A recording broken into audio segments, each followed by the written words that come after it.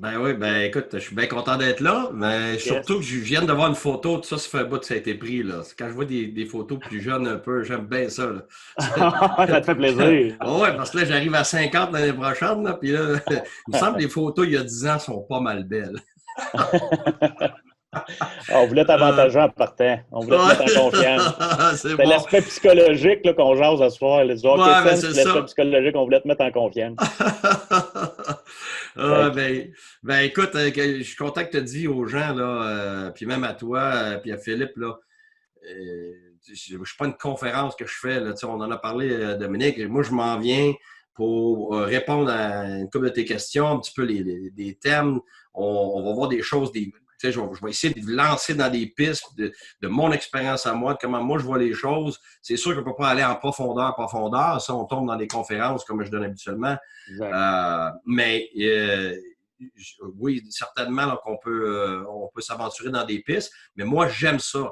Je regarde, si je suis capable, si j'ai 2 points que j'amène, mais qu'après ça, toute la soirée, les gens ont des questions, puis qu'on part là-dessus, regarde, on part là-dessus, on s'en ira dans une autre direction. Moi, ça me fait plaisir. Oui, parce que tu sais, comme on s'était jasé, puis que les gens vont comprendre, là, tu sais, on commence, là, tu sais, notre podcast Plan de match, c'est la deuxième épisode. Le but avec ce podcast-là, c'est d'éduquer, c'est de jaser de hockey. Tu sais, présentement, il y a probablement des joueurs, des coachs, des parents qui sont là, puis on veut nous transmettre nos expériences, transmettre nos connaissances, puis amener des invités comme toi avec toute l'expérience que tu as des choses à partager. Puis comme tu l'as si bien mentionné, là, c'est pas une conférence là, avec de A à Z avec une panoplie de PowerPoint. Ça, c'est quelque chose que tu fais de toute façon, puis je pense que tu as déjà t'as déjà des contrats dans les prochaines semaines avec des conférences que tu vas donner. Mais ce soir, si on veut jaser de hockey, puis on veut t'entendre. Puis le premier point lequel on veut t'entendre, parce que ça c'est important. Moi, je l'avais choisi parce qu'on a déjà eu des discussions par rapport à ça quand on travaillait ensemble, puis également dans les dernières années. C'est le hockey sense. C'est ça, c'est une expression qu'on entend. Puis on entend toutes sortes de choses autour du hockey sense. On entend que le hockey sense, ça, c'est naturel. Là, tu l'as ou tu l'as pas. Ça s'enseigne pas. Il n'y avait aucun hockey IQ. Ben, lui, c'est comme si c'était de la magie. Là. Il a ramassé ça du ciel. Là. Il est venu au monde, lui, puis Wayne Gretzky, puis il comprenait tout ce que ça s'était passé. Puis, il y a des choses, des fois, que moi, dans mon opinion, il y a des choses que des fois, c'est vrai, mais il y a d'autres choses qu'il faut prendre avec certaines nuances. Mais moi, je voulais t'entendre par rapport à ça.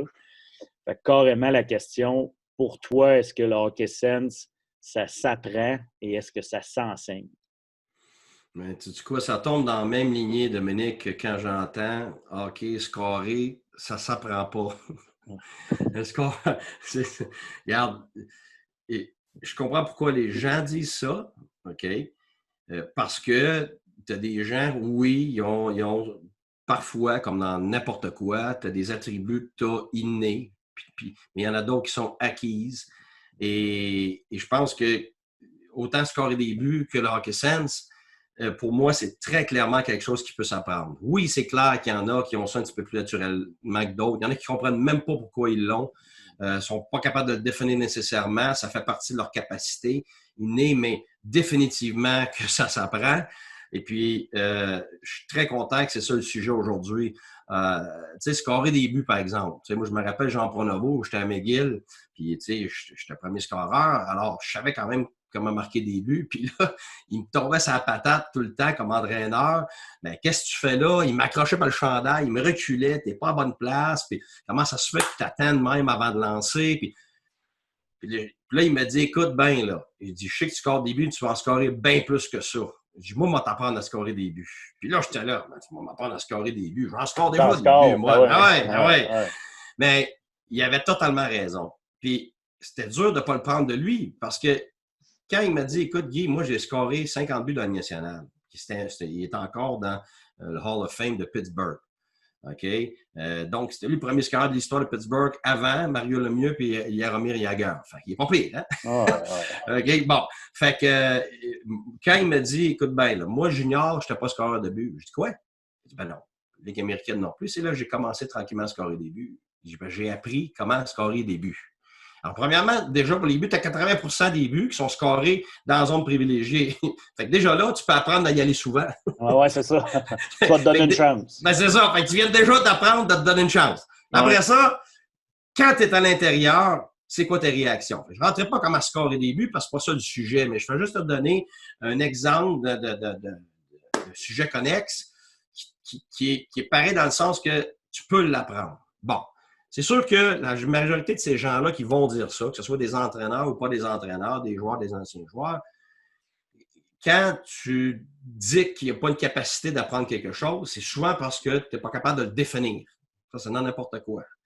Alors, la première chose, c'est Ouais, être capable de... Puis d'ailleurs, Oui. tu poserais la question, je l'avais déjà faite à un moment donné dans notre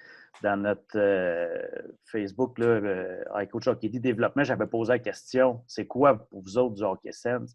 C'est dur à définir. C'est très dur. Il y a toutes sortes de théories, puis je ne peux pas dire que personne avait tort. Il n'y a personne qui avait complètement raison, mais c'est très difficile.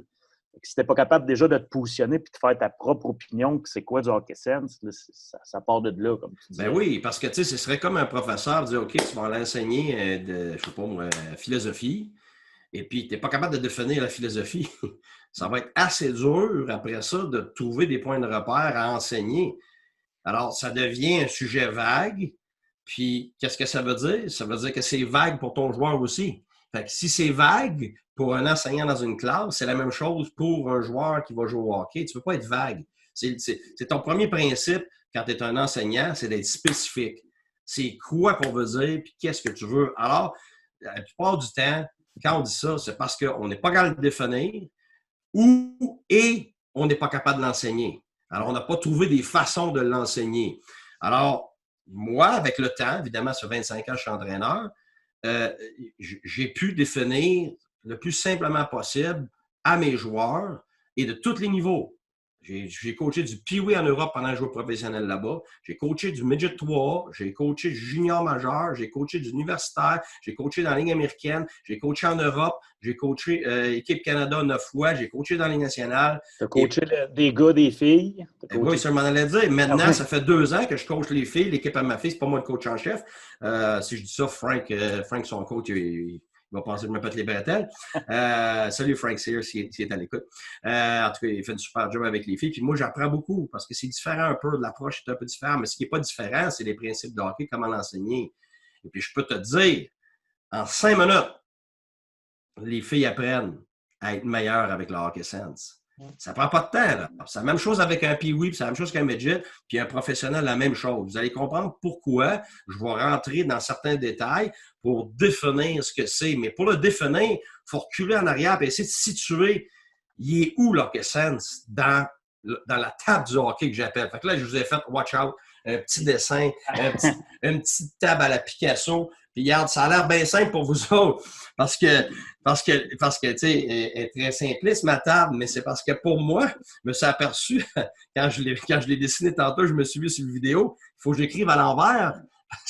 Parce que fait que je les avais écrits à l'endroit sur mon tableau tantôt, fait que ça arrêtait à l'envers pour tout le monde. Là, il est à l'envers. Bon, ben tu vois, regarde, pour moi, fait que ça, c'est à l'envers. Fait que c'est bon, j'aime ça. Fait que parce qu'on s'était un peu ostiné chez nous tantôt. Ma femme m'a dit, ouais, mais peut-être pour ça, on va être à l'endroit. Hein? Guy, avant que tu continues ça, j'aimerais ajouter, en fait, on parlait de ce que vous parliez tantôt. Moi, je l'ai vécu dans ma je vais dire carrière de hockey. Là.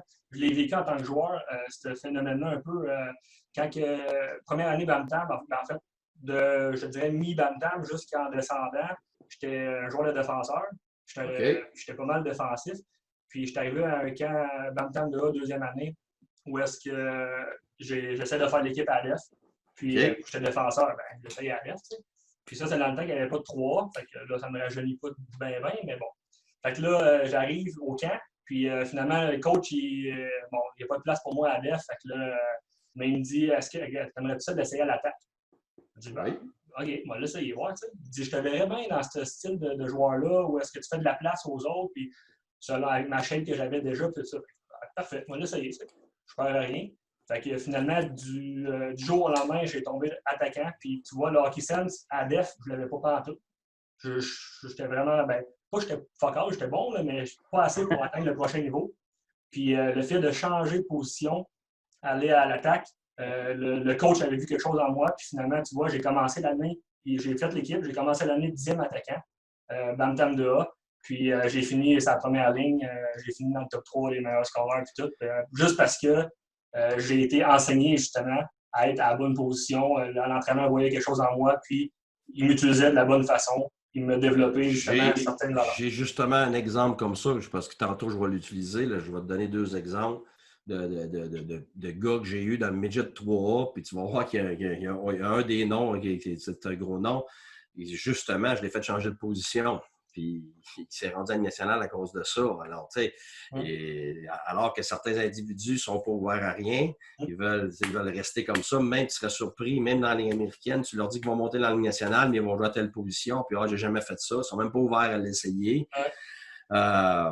Mais tu sais, ça fait partie justement, tu sais, le sens du hockey, justement, on va en venir, c'est une ouverture. C'est une ouverture, c'est pas juste ta vision, c'est une ouverture de ce qui se passe, comme je vais expliquer. Fait que, non, mais j'aime ton intervention parce que moi, je l'ai vécu plusieurs fois en 25 ans. Si je peux ajouter un de mes amis, en fait, que lui, il a fait le changement de position à Tombe 2B. Fait que quand même relativement assez jeune. Oui. Et puis, lui, c'est l'inverse, il était attaquant, puis l'entraîneur de CADF.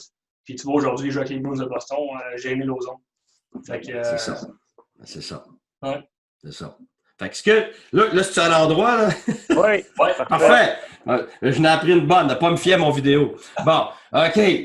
Là, pourquoi je mets une table comme ça? C'est parce que pour moi, le hockey, c'est ça. Le hockey, là, c'est sur le dessus.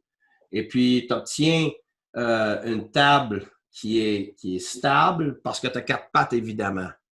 Et puis, moi, ce que je vois le plus souvent, autant quand moi je jouais, que maintenant, qu'il y a 10 ans, qu'il y a 15 ans, c'est que tu as un pourcentage comme entraîneur que tu alloues à ces 4 pattes-là.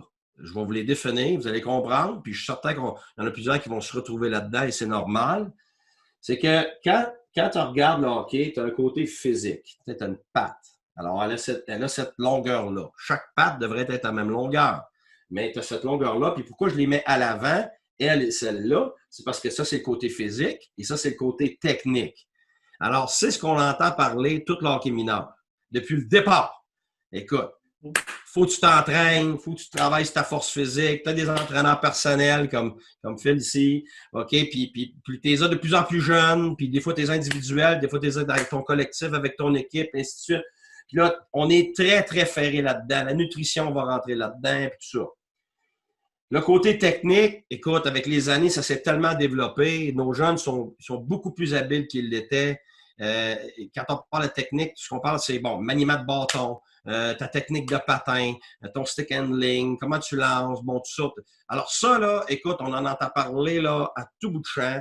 On envoie nos enfants dans des écoles de hockey. Quand on fait des entraînements dans l'atome, le midget, le novice, tout ça, en veux-tu, en veux-là. Écoute, c'est sans arrêt. On est bombardé de ce que nos enfants doivent faire techniquement et ce qu'ils doivent faire du côté physique pour être des joueurs de premier plan. C'est pas que c'est pas vrai. C'est juste qu'il faut regarder la proportion des choses. Là, tu regardes les 2 pattes arrière. J'ai fait exprès pour mettre ça comme ça. L'autre patte ici, qui est celle arrière, qui est un petit peu plus loin. Donc, il y a un angle un peu différent. Côté tactique. Alors, on parle de tactique individuelle et de tactique collective.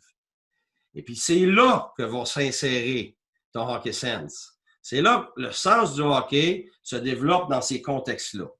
Je vais en venir après à cette patte-là, mais je la mets à l'arrière. Pourquoi à l'arrière? Parce que c'est pas une priorité quand on commence à jouer au hockey. Et puis, la priorité souvent sur la tactique collective, très rarement sur la tactique individuelle. Alors, je vais expliquer ça en détail, plus dans 2-3 secondes. Pourquoi j'ai mis la dernière patte en arrière là-bas, qui est à la même longueur que les autres, mais à cause de la perspective, surtout avec le super dessin de Picasso que j'ai fait, c'est tout petit. OK? Puis j'ai écrit M et E. Pourquoi? Parce que ça, c'est côté psychologique, côté mental. Alors, j'ai mis M et E. Pourquoi? Parce que quand on dit mental, on oublie de rajouter côté émotionnel. Parce que c'est mental et émotionnel, c'est rationnel et émotionnel. C'est pas juste, le psychologique, c'est pas juste du rationnel. Très souvent, on va tomber dans le piège de penser juste au côté cognitif, au côté rationnel, alors que de plus en plus, c'est prouvé que le côté émotionnel va avoir un impact gigantesque sur ton côté cognitif et sur ta façon de rationaliser les choses, dépendamment des événements. Alors, cette patte-là, je la mets tout petite parce qu'on en parle tout le temps, mais on n'a pas d'outils pour ça. On dit, j'entends ça des fois, hey, 80% c'est dans la tête. Il y en a d'autres qui vont dire 90% de dans la tête. Les gardiens de but, c'est 95% dans la tête. Alors, ma question, quand on regarde cette table-là, c'est quoi les pourcentages vraiment d'importance du côté physique, côté technique, tactique, puis mental, émotionnel? C'est pas compliqué. C'est que ça devrait être 25% chaque. Si tu veux que ta table soit en équilibre. Ben, c'est ça.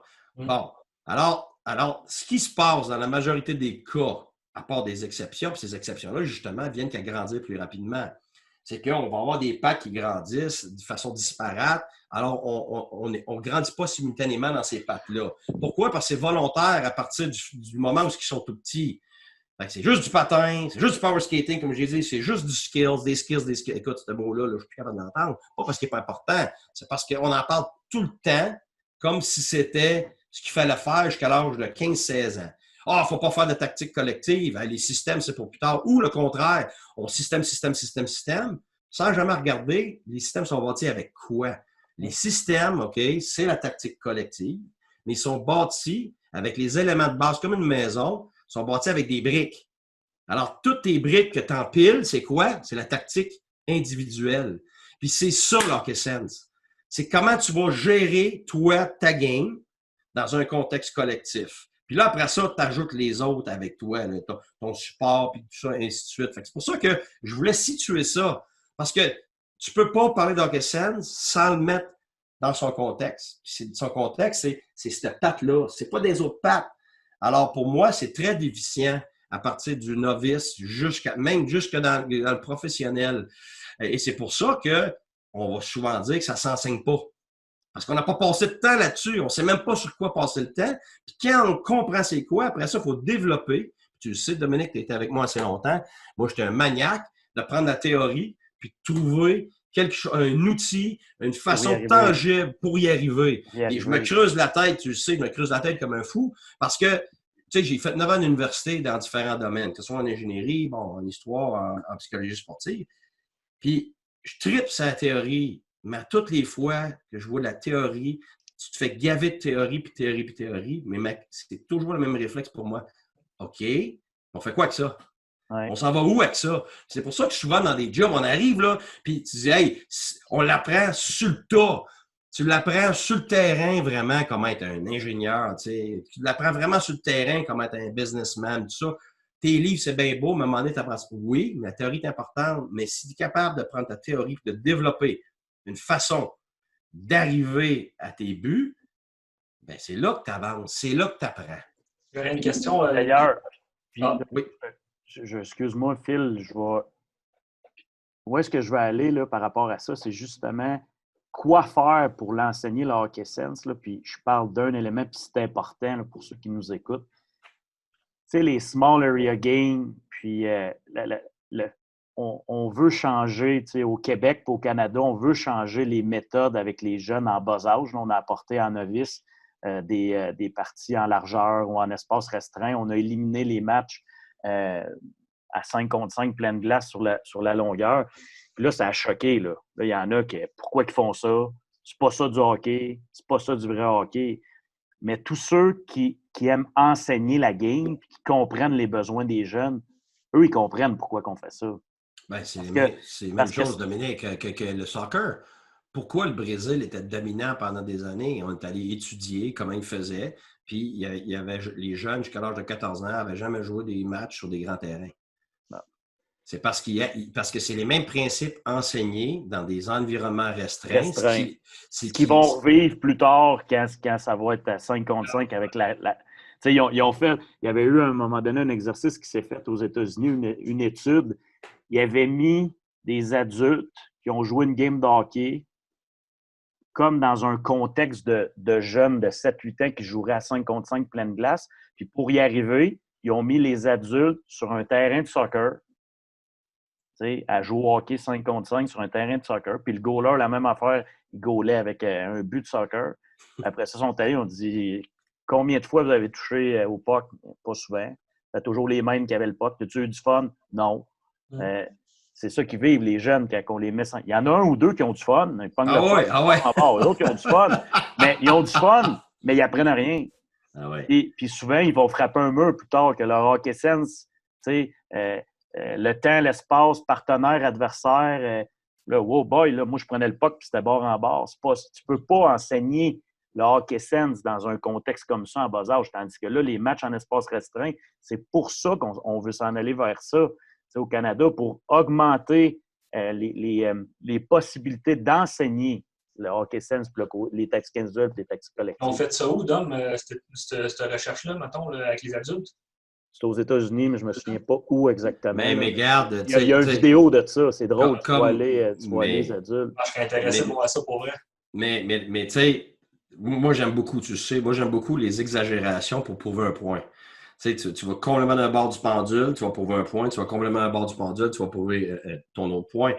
Puis quand tu regardes ce qui se fait, mettons, moi j'étais en Suisse, puis j'ai été, moi, en Suède, puis tout ça, puis en Finlande, en République tchèque, en Russie. Fait que quand on allait jouer, soit avec l'équipe Canada ou avec mes équipes à Berne en Suisse, parce que tu joues dans ton pays, mais tu joues aussi ce qu'ils appelle le Champions League. Ouais. Alors, tu vas jouer un peu partout, tu joues contre toutes les ligues. Fait que tu vois vraiment les tendances différentes, tout ça. Puis, à travers ces voyages-là, tu as accès, par hasard, à hockey mineur, hockey junior. Tu vas pratiquer, tu vas jouer. Parce qu'ils sont soit avant toi, soit après toi. Bon, moi, j'ai trippé. Puis là, j'en ai posé des questions. Tu sais comment je suis fatiguant. Là, je m'en vais poser des questions à tout le monde.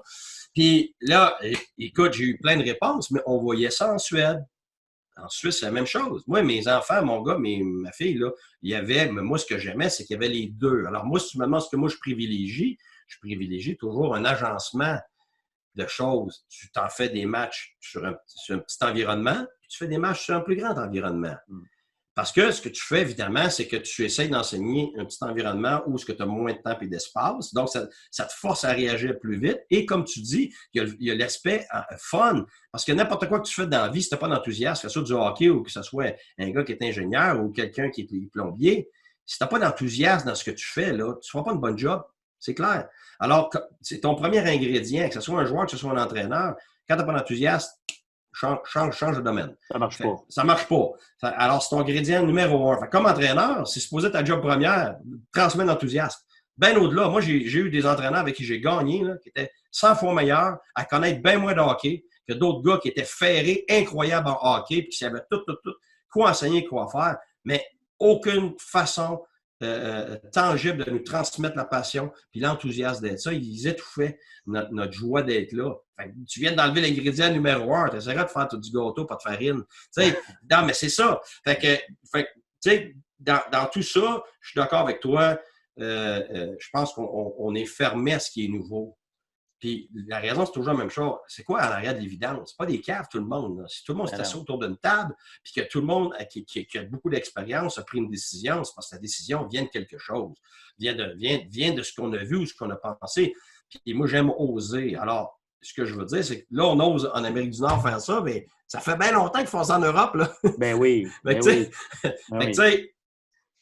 Juste vite, là, avec la situation actuelle, le nombre de monde qui ont chialé ou qui se sont plaints avec le 4 contre 4 à cause du COVID, je veux dire, c'est quand même une chose qui peut sembler avoir l'air fou, mais en même temps, si tu t'amènes ça justement du point de vue où est-ce que tu peux travailler beaucoup plus l'aspect technique pour aller ensuite de ça, aller plus tactique, aller développer le hockey sense, personnellement, je trouve que c'est une bonne affaire. Je sais pas il y a toujours des opportunités là-dedans. Exactement. Des opportunités. Mm-hmm. Puis, d'ailleurs, il y a quelqu'un qui a répondu, je pense que c'est Dominique Leduc, la vidéo que je parlais, il est sur le site d'Hockey Québec, puis il joue sur un lac. Ils font jouer sur un lac. S'il y en a qui veulent aller le voir, là, moi, je l'avais vu passer à un moment donné. Fait que là, il avait fait vivre l'expérience à des adultes.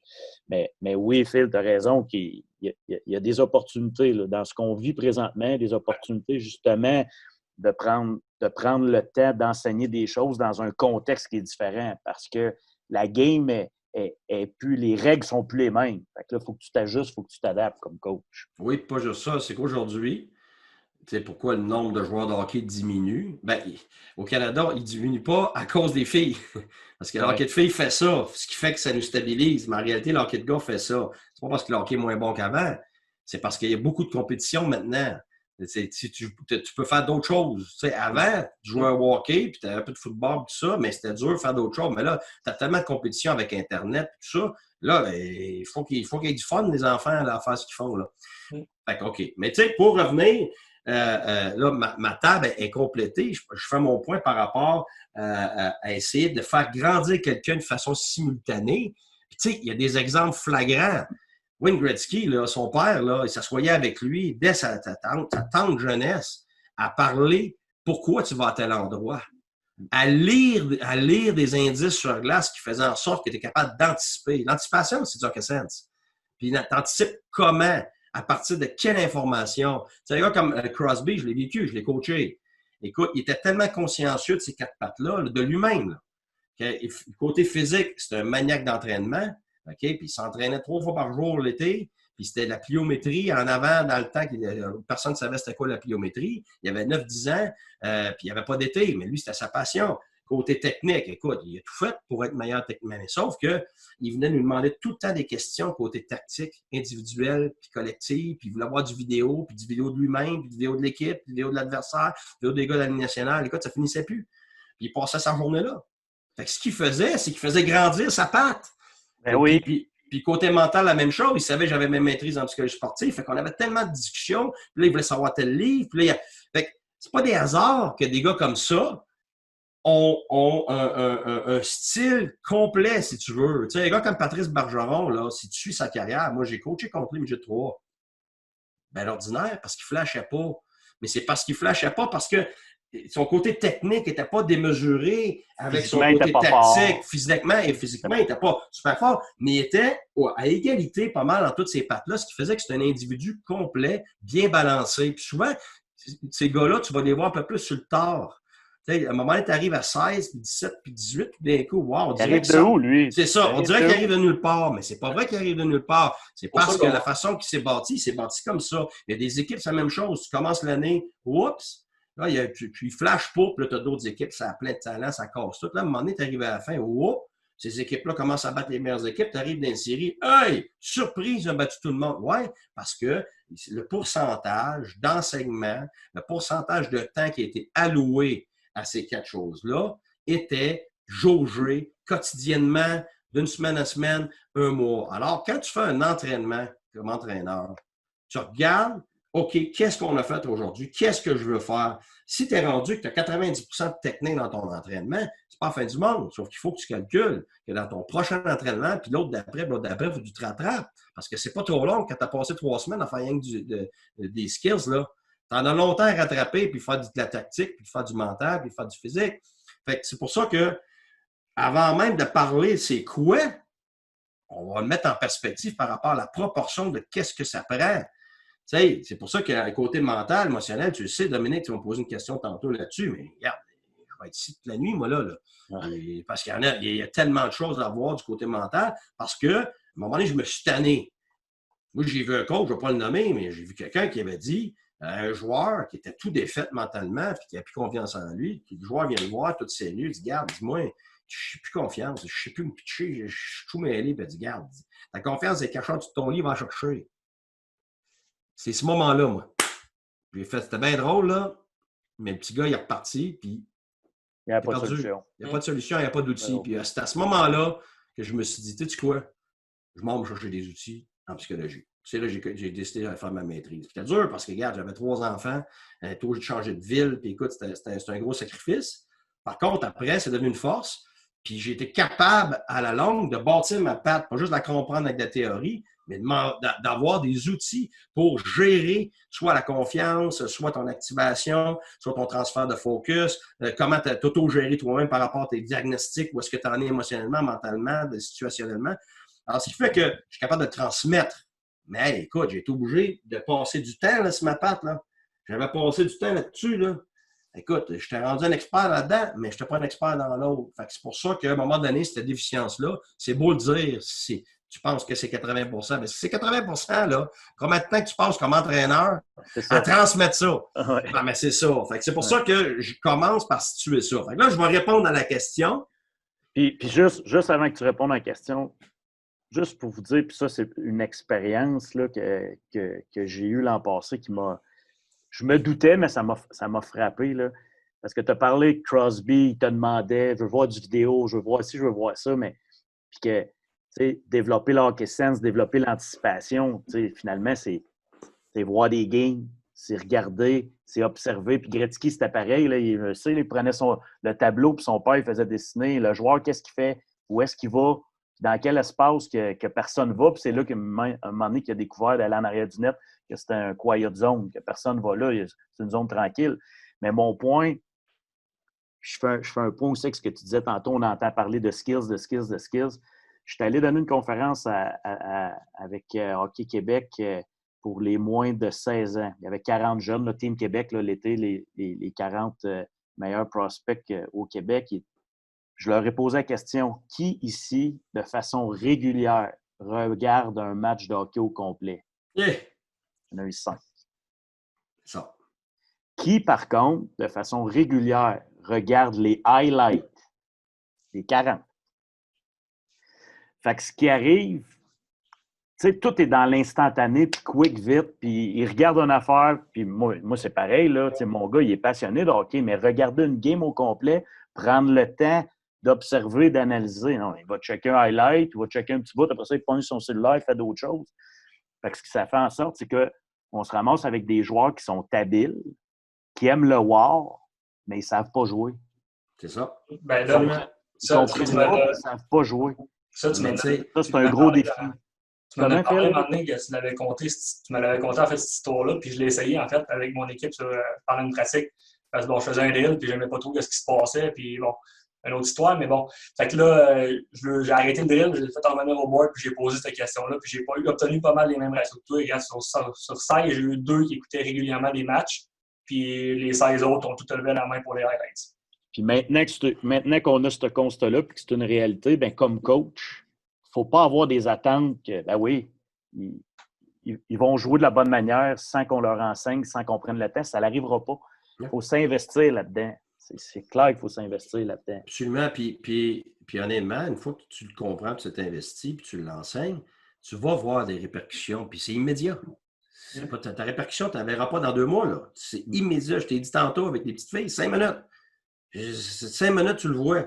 Puis, tu sais, Frank, le coach, il m'a dit, j'ai une coupe de drill, ce que je fais avec eux autres, il dit, wow, il dit, tabarouette, on voit tout de suite. Oui.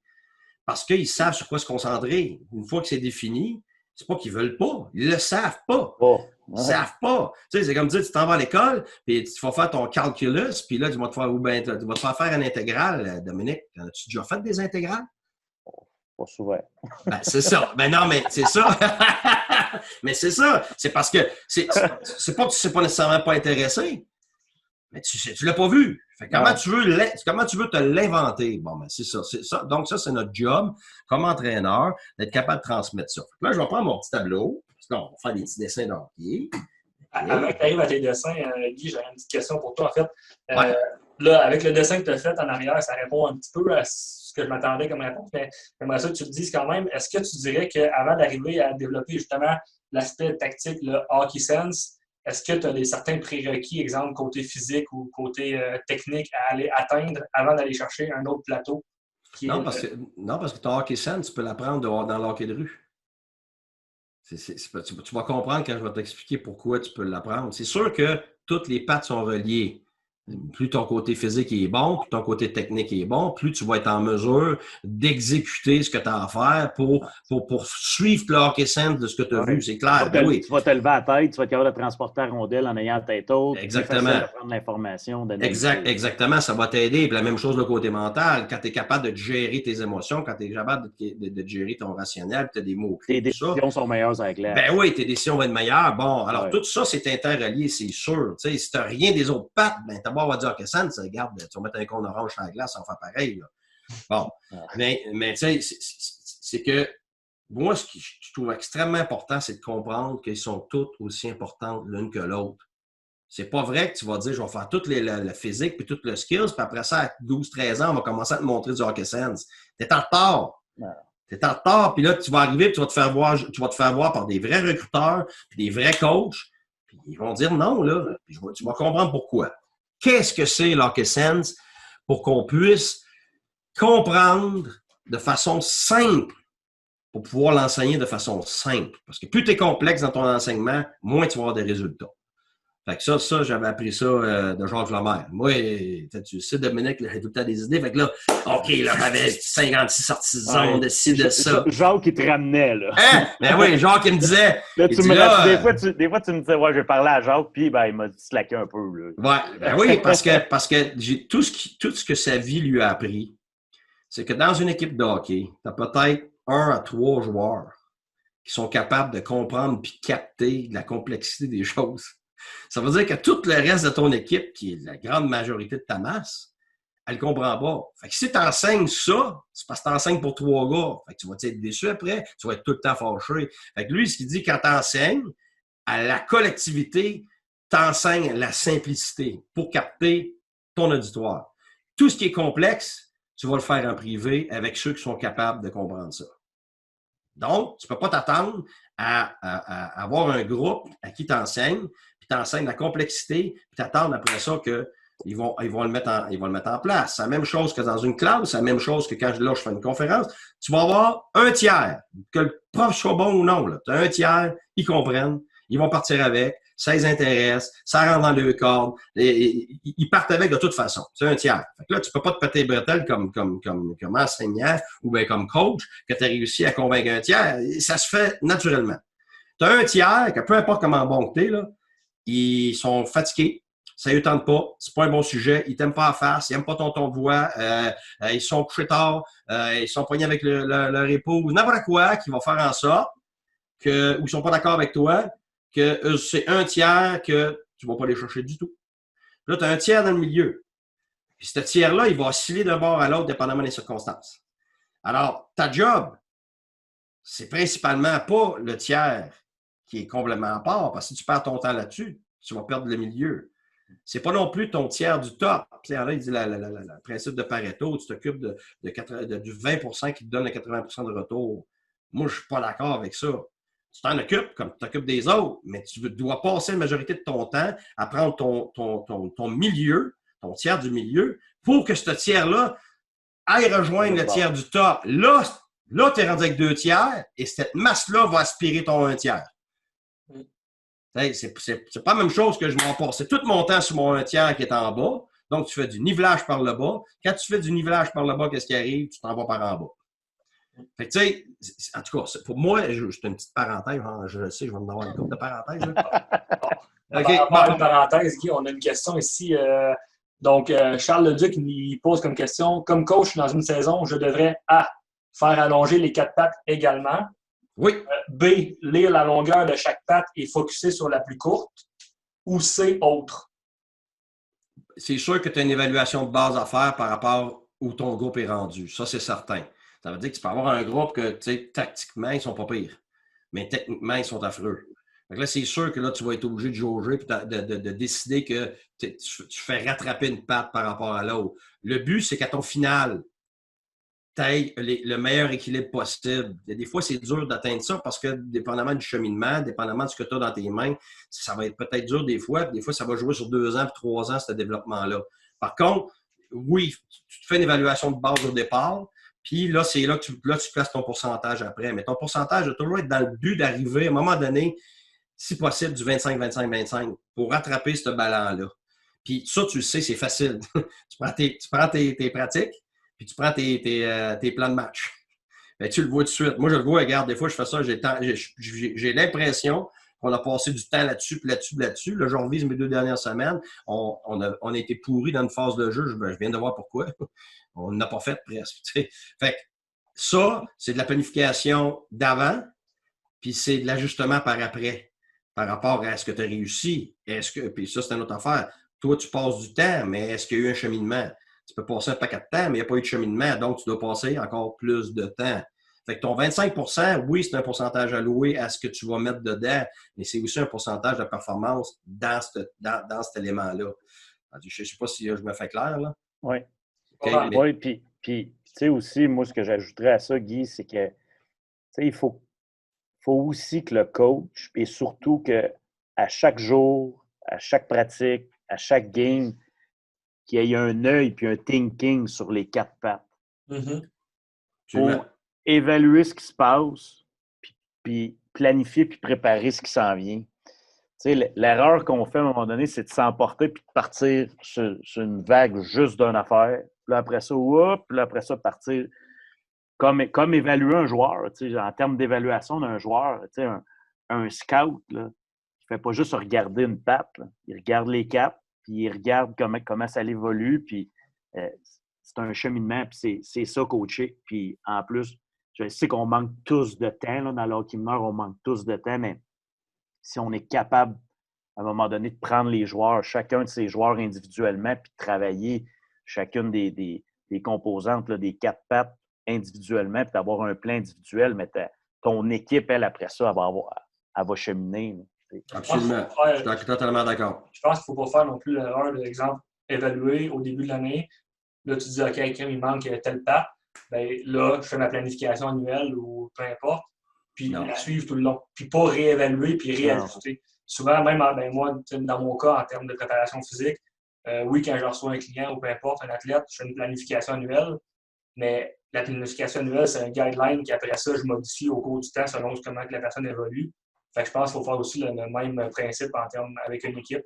Bien, regarde, Phil, je vais être franc, là, je vais en froisser quelques-uns, là, mais puis je me rappelle quand j'avais fait mes cours, les cours obligatoires pour devenir entraîneur, tout ça. Je ne sais pas que je m'étais ostiné, mais je n'étais pas d'accord. Je vais te dire sur quel point. Sur la planification annuelle. Première des choses, c'est extrêmement long de planifier du annuel sur des saisons de 50 à 80 matchs. Là. Ça, c'est une chose, c'est presque impossible. Deuxièmement, c'est un sport collectif où tu as des adversaires. C'est pas la même chose qu'un sport individuel, de la course individuelle, où tu as, OK, au mois de septembre, on a une rencontre à, je sais pas, au centre Claude Robillard, OK, bon, puis après ça, 3 mois plus tard, tu as un autre Olympiade à tel endroit, puis après ça, tu as une autre rencontre 2 semaines plus tard. Puis là, tout ce que tu as géré, c'est ta petite personne dans ton contexte à toi, ton côté physique, mental à toi, puis tout ça. Alors, c'est là que pour moi, c'est irréaliste de penser que tu vas avoir un plan annuel spécifique que tu vas pouvoir suivre. C'est impossible dans un contexte d'équipe, dans un contexte comme le hockey où il y a tant de matchs que ça, avec tant de blessures que ça aussi. C'est un continuel réajustement. Oui, tu as une idée globale que dans ton année, au début, tu veux regarder plus, probablement, c'était tes choses de base, mettons l'avantage numérique, tu vas regarder une phase, que tu veux passer un petit peu plus de temps, puis là, tu veux graduellement améliorer ça. Sauf que même là, tu t'aperçois que ton groupe est en avance. Tu ne suivras pas ton plan, hein? Ton plan a changé, là. J'étais supposé dans 2 mois. Non. Après un mois, on est rendu là, on passe là. C'est ce réajustement-là, parce qu'il est bombardé d'impondérables, il est bombardé de choses que tu ne t'attendais pas. Ce qui fait en sorte que tu ne peux pas faire un plan annuel quand dans un contexte de hockey, que par exemple, Midget 3, junior majeur, tout ça. Ça, c'est une grande erreur que les coachs font. Ben oui, absolument. Si tu me dis, je planifie mon mois, je planifie à peu près 2 mois, là, pour moi, c'est le maximum. C'est le maximum. Parce qu'après ça, tu deviens esclave d'un plan qui n'est probablement pas ce que tu as besoin dans 3 semaines, dans un mois, dans un mois et demi. Puis c'est là que tu t'empêches de te réajuster parce que tu es pris esclave de ton plan. Alors pour moi, on demande aux joueurs de s'adapter, mais c'est la même chose avec l'entraîneur. Il faut que tu te mettes dans une position pour s'adapter. OK. Fait que là, je vais le définir. Ben, évidemment, je peux attendre à la dernière minute pour le définir et m'en aller aussi, je peux faire ça. Et avant que tu définisses ça, je ne sais pas, Dom, qu'est-ce que tu en penses, mais il est déjà rendu 7h50. Est-ce que. La question? Voilà, merci, t'es smart. Moi, je l'oubliais, là. Je l'ai défini. Je ne suis pas un gars de concours, moi, je suis un gars de terrain. Alors, qu'est-ce que le hockey sense? Le hockey sense, c'est très simple. C'est l'habileté à lire et à gérer l'espace et le temps. Alors, je répète, c'est l'habileté de lire, de voir, vision, et de gérer, pas juste le lire, et de gérer le temps sur la glace et l'espace sur la glace. Alors, ben oui, c'est facile, on entend ça tout le temps, temps et l'espace. En anglais, time and space, time and space, time and space. OK. Qu'est-ce que ça l'inclut? C'est ce que je vais expliquer. Premièrement, ça inclut une prise d'information. Puis, avec cette prise d'information-là, tu vas prendre une décision. L'individu, au-delà des autres, là, au-delà du contexte d'équipe, là, toi, qu'est-ce que tu vas faire pour prendre ta prise de décision? Fait que la première chose, moi, ce que j'enseigne, c'est que avant d'avoir ta rondelle, c'est ça la différence entre un amateur et un pro, c'est que le pro, avant d'avoir sa rondelle, il sait déjà ce qu'il y a d'ouvert. Il sait déjà. C'est pour ça qu'ils sont tellement rapides. C'est pour ça qu'un gars peut avoir toutes les skills du monde, puis il arrive dans la Ligue américaine, puis il meurt là, puis tu comprends rien. Il est premier scoreur. Comment ça qu'il va gagner monter national? C'est parce que le hockey sense, c'est primordial dans le national. Tu n'as aucun joueur national qui n'a pas d'hockey sense. Ceux qui ont l'air d'en avoir le moins, ils ont un bon hockey sense. Puis ils étaient des meilleurs hockey sense avant ça. Comme ceux qui n'ont pas l'air d'avoir des grands skills, je peux te dire, mais là, à côté de toi, tu vas voir que c'est quoi faire. Ben justement, j'ai un mes chums ici, il dit, mon Dieu, tu as un gars, ça fait 10 ans qu'il est retraité, il nous a torchés. Puis c'est un gars de 4e ligne dans le national. Ben oui, à quoi tu t'attendais? Guy Carbonneau a scoré 50 buts dans le junior, là, puis c'est un joueur défensif dans le national. Fait tu sais, c'est toujours relatif à tes adversaires. C'est la même chose qu'en boxe. Là. Tu dis, comment ça se fait? Les gars, c'est un tough, il ne doit pas avoir peur. Ben oui, il a peur. Il a peur parce que l'autre bord, il est aussi bon que lui. Mais c'est pareil. Fait que là, c'est tout le temps relatif à ton adversaire. Alors, ce que j'enseigne en premier, c'est prends une photo. Donc, je n'ai pas dit une vidéo, là. Tu prends une photo de ce qui se passe autour de toi avant de toucher à la rondelle. Puis c'est sûr que quand tu as la rondelle, tu continues à prendre une photo, mais il faut que déjà tu aies un réflexe de savoir ce que tu as. Puis je te le dis, là, c'est au-dessus de 95% des jeunes et des pas jeunes, puis des pros, puis des juniors, puis je le fais tout le temps, j'arrête la pratique sur le banc, en regardant du vidéo, je pose la question. À la place de tout le temps crier, qu'est-ce que tu as fait là? Non, qu'est-ce que tu as vu? Ça, là, c'est une question simple, mais ça donne du pouvoir à l'individu. Maintenant, tu lui donnes la chance d'évaluer ce qui s'est passé. Puis des fois, tu es surpris qu'il a bien vu, mais il a mal exécuté. Fait que tu lui donnes un char de on sait quoi pour avoir mal exécuté. Pourtant, il avait vu la bonne idée. Ben oui, mais ça, tu peux pas blâmer quelqu'un pour une mauvaise exécution. Il a voulu, puis ça n'a pas fonctionné. Il a échappé, bon, puis il est passé à côté, bon. Mais blâmer quelqu'un parce qu'il n'a pas vu, ça, c'est une autre affaire. Ça, c'est la responsabilité du joueur de au moins savoir ce qu'il y a devant lui. Alors, prends une photo. Alors, moi, je le fais tout le temps, puis je fais des drills qui vont avec ça. Tu prends une photo de quoi? Tu prends une photo de l'espace. C'est pour ça que j'ai mon petit tableau, parce que j'ai besoin du tableau pour l'expliquer. Parce que c'est facile à dire, le temps et l'espace. Tous mes systèmes sont basés là-dessus. Tout mon enseignement individuel est basé là-dessus. Tous ces blocs-là viennent de la même place. Alors, je vais vous donner un exemple. Puis, en passant, là, juste dire, tu sais, Guy, les dernières années, là, il y en a Guy Boucher, là, 1-3-1, défensif, puis tatata. Je vous le dis, là, j'ai été son GM pendant 3 ans. Là. La défensive, là, puis pratiquer de la défensive, ça n'arrivait pas souvent. N'en parler entre nous autres, on n'en parlait pas souvent. C'est Guy Boucher, là, quand il se lève le matin, il pense qu'est-ce qu'on va faire avec le puck, puis comment qu'on va manager tout ça. Ben après ça, on va parler de défensive. Moi, j'en revenais pas. C'est la plus grosse ironie dans ma vie. Tout ça partie de l'histoire du 1-3-1 que Philadelphie restait en arrière du net, puis les médias, puis je sais. Je pense qu'ils ont voulu te canner. Là, mais... mais c'est ça aussi le pouvoir des médias qui s'en passent. Je pense que tu pratiquais ton powerplay 40 minutes, puis après ça, on faisait un peu de transition. Ben ouais, on sort du site. Je le sais. Puis la vérité, on va se le dire. Toi, puis Martin Raymond, ça fait tant que je le connais, puis il a coaché avec moi partout. Puis Dan Lacroix, écoute, eux autres, quand ils entendaient ça, ils capotaient. Parce que toi, comme eux autres, vous acharniez à me dire, oui, mais il faut pratiquer la défensive, il faut passer du temps à la défensive. Mais la vérité, ce que j'ai fait, pour passer plus de temps sur l'offensive, c'est que j'ai développé des systèmes qui m'évitaient d'avoir pratiqué la défensive autant. J'avais l'efficacité de la défensive. Oui, mes équipes sont bonnes défensivement. T'sais, on a sorti le Swarm, on a sorti le 3-1, puis ça. Ouais. Mais c'était par nécessité pour passer pas de temps là-dessus. Oui, un petit peu de vidéo là-dessus, puis un petit 5-10 minutes là, mais tout le reste, c'était une question de possession. T'sais, Hockey Canada m'a engagé 9 fois. C'était pour l'offensive. C'était pour le power play. Fait que, tu sais, c'est pour ça que...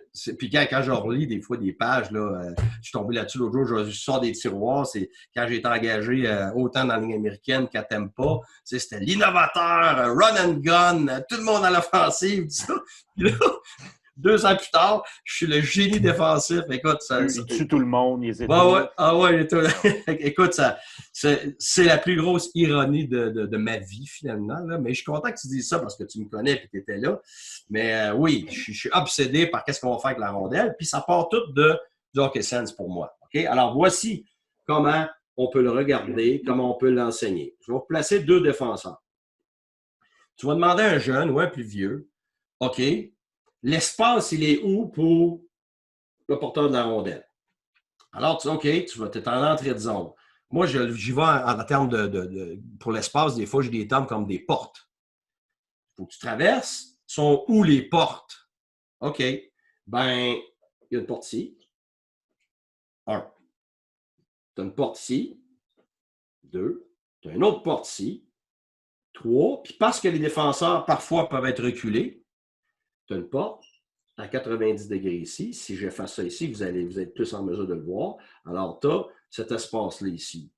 Alors, tout ce que j'ai fait, c'est un dessin de l'espace. Je n'ai pas encore parlé des défenseurs, d'où sont leurs bâtons, qu'est-ce qu'ils ont fait, puis tout ça. Fait que la première partie de ta photo à prendre, c'est l'espace libre. Ça, c'est le plus important. Dans ton espace libre, évidemment, tu as l'adversaire, puis tu as tes coéquipiers. C'est ça ta photo. Puis après ça, ta photo, avec le temps, ben, elle se développe parce que là, c'est un gaucher, c'est un droitier. Son bâton, est-il de mon côté, est-il pas de l'autre côté? Il est en train d'essayer de couper une passe? Bon, tout ça. Ses patins sont de quel côté? Ses épaules sont-tu tournées? Ça devient des photos complexes quand tu es rendu à un certain niveau, quand ça commence à être de l'acquis, de lire l'espace. Fait que là, juste ça, là, t'en as pour des années à parler de ça. On va expliquer pourquoi. Puis on fait des drills des fois où est-ce que la rondelle est libre, puis moi je fais exprès, j'envoie la rondelle ici, le joueur va la chercher, puis on décide de combien d'autres joueurs vont joindre le jeu, puis on décide de combien de défenseurs vont être dans le jeu. Des fois, on n'en met pas de défenseurs. Des fois, il n'y en a rien qu'un qui y va, des fois, il y en a 2. Des fois, on met un coéquipier pour l'aider, des fois, on en met 2 qui vont l'aider, des fois, on n'en met pas pantoute. Et puis, le joueur qui va la chercher, je fais exprès pour avoir un angle où c'est pas évident.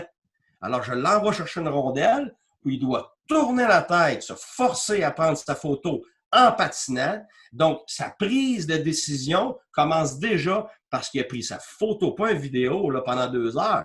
Il prend une photo d'un coup d'œil et quand il atteint sa rondelle, il sait déjà vers où il s'en va, s'il y a quelqu'un d'ouvert, puis dans quelle direction il va s'en aller. Parce que si la grande majorité des joueurs, puis même dans les hauts niveaux, tu vas chercher une rondelle, puis après ça, tu patines, puis après ça, tu regardes qu'est-ce qu'il y a. Ou, je vous dirais, le hockey mineur jusqu'à junior au moins, c'est rendu au top de cercle qu'on va commencer à regarder ce qu'on a. Hey, t'imagines-tu? Fait que dans un contexte où tu n'as pas de place, parce qu'il faut comprendre que plus tu avances de calibre, moins tu as de place. Puis tu arrives à un moment donné dans le pro, tu n'as pas de place. Si tu pognes 2 contre 1 dans ta game, là, félicitations, tu vas en avoir un autre. Tu vas en avoir, exécute parce que tu vas en avoir un autre game dans 4 games. Il y a un 3 contre 2, sans même affaire. Ou une chance d'avoir été tout seul dans l'enclave ici, là. Hey, quand tu l'as, prends-la ta chance parce qu'il n'y a plus de place, il n'y a plus de temps. Puis c'est pour ça que plus tu montes de calibre, plus tu as de pression. Il faut que tu sois capable de gérer ta pression. Tu gères comment? Avec ça. Gretzky, son père, c'est ça qu'il faisait. Il parlait tout le temps des espaces libres. Fait que là, Gretzky a appris à anticiper, même quand il n'y avait pas rondelle, même si ce n'est pas lui qui allait l'avoir, d'aller gérer un espace libre parce que c'est là qu'elle s'en vient. Fait que, alors, tu vas chercher la rondelle, puis là, tu attaques. Puis là, à ce moment-là, c'est toujours qu'est-ce que tu as?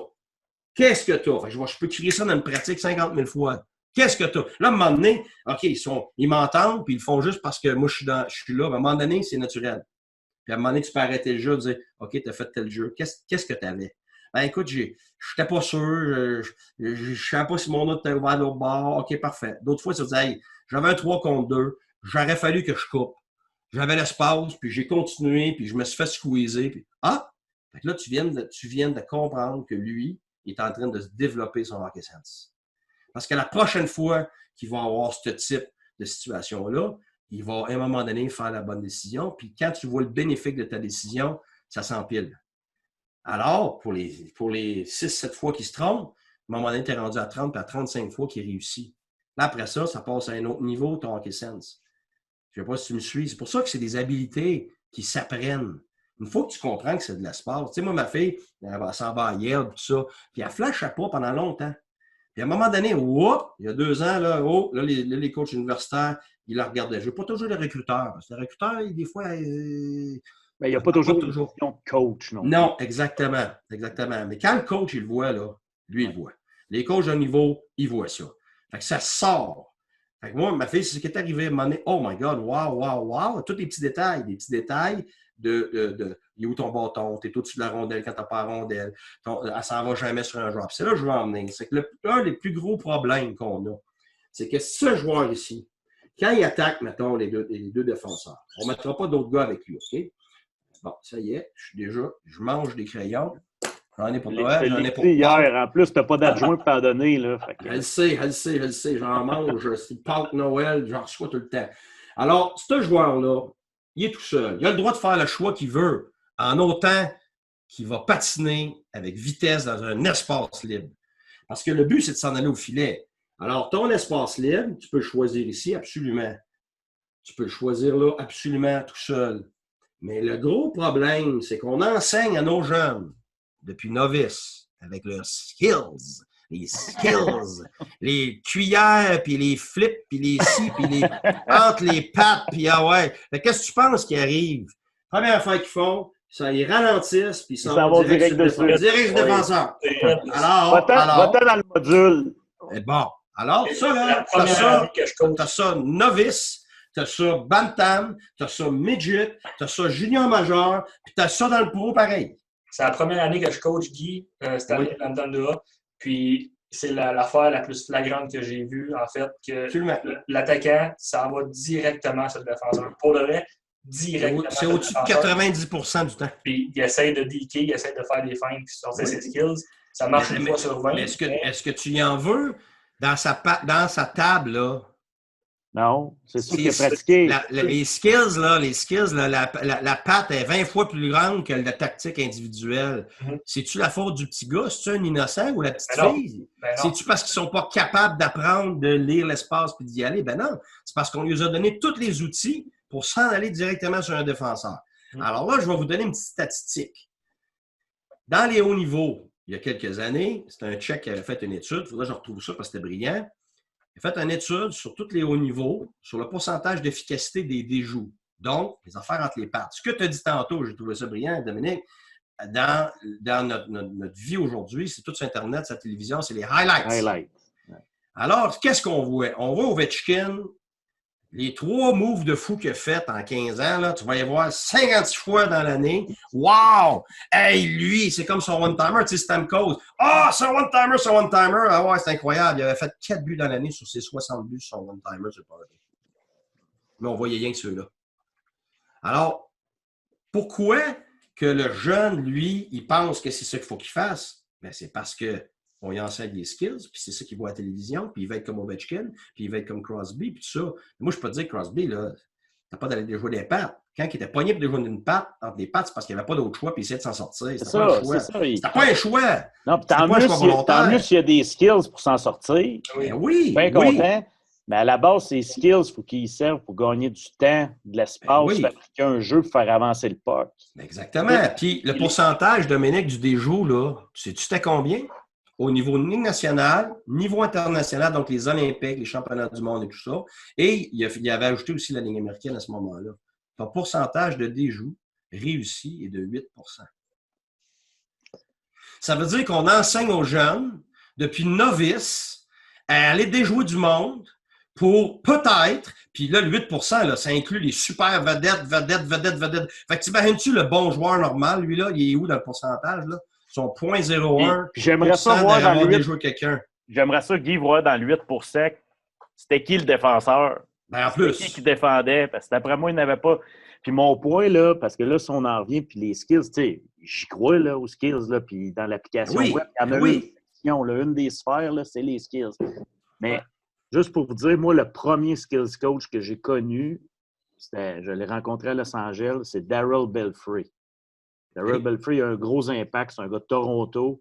Puis, il a travaillé avec tous les tops, là, Patrick Kane, puis là, il travaille encore avec Matthews, tout ça. Mais lui, là, son principe à Belfry, c'est de développer des skills, mais dans des situations de match.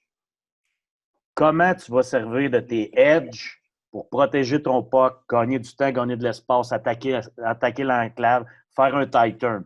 Comment tu vas te servir de ton stick handling pour éloigner le puck d'une blade, under, over the blade pour passer à puck à un coéquipier? C'était jamais qu'il faisait des fling-flang et partir à travers des modules pour leur faire n'importe quoi. Là.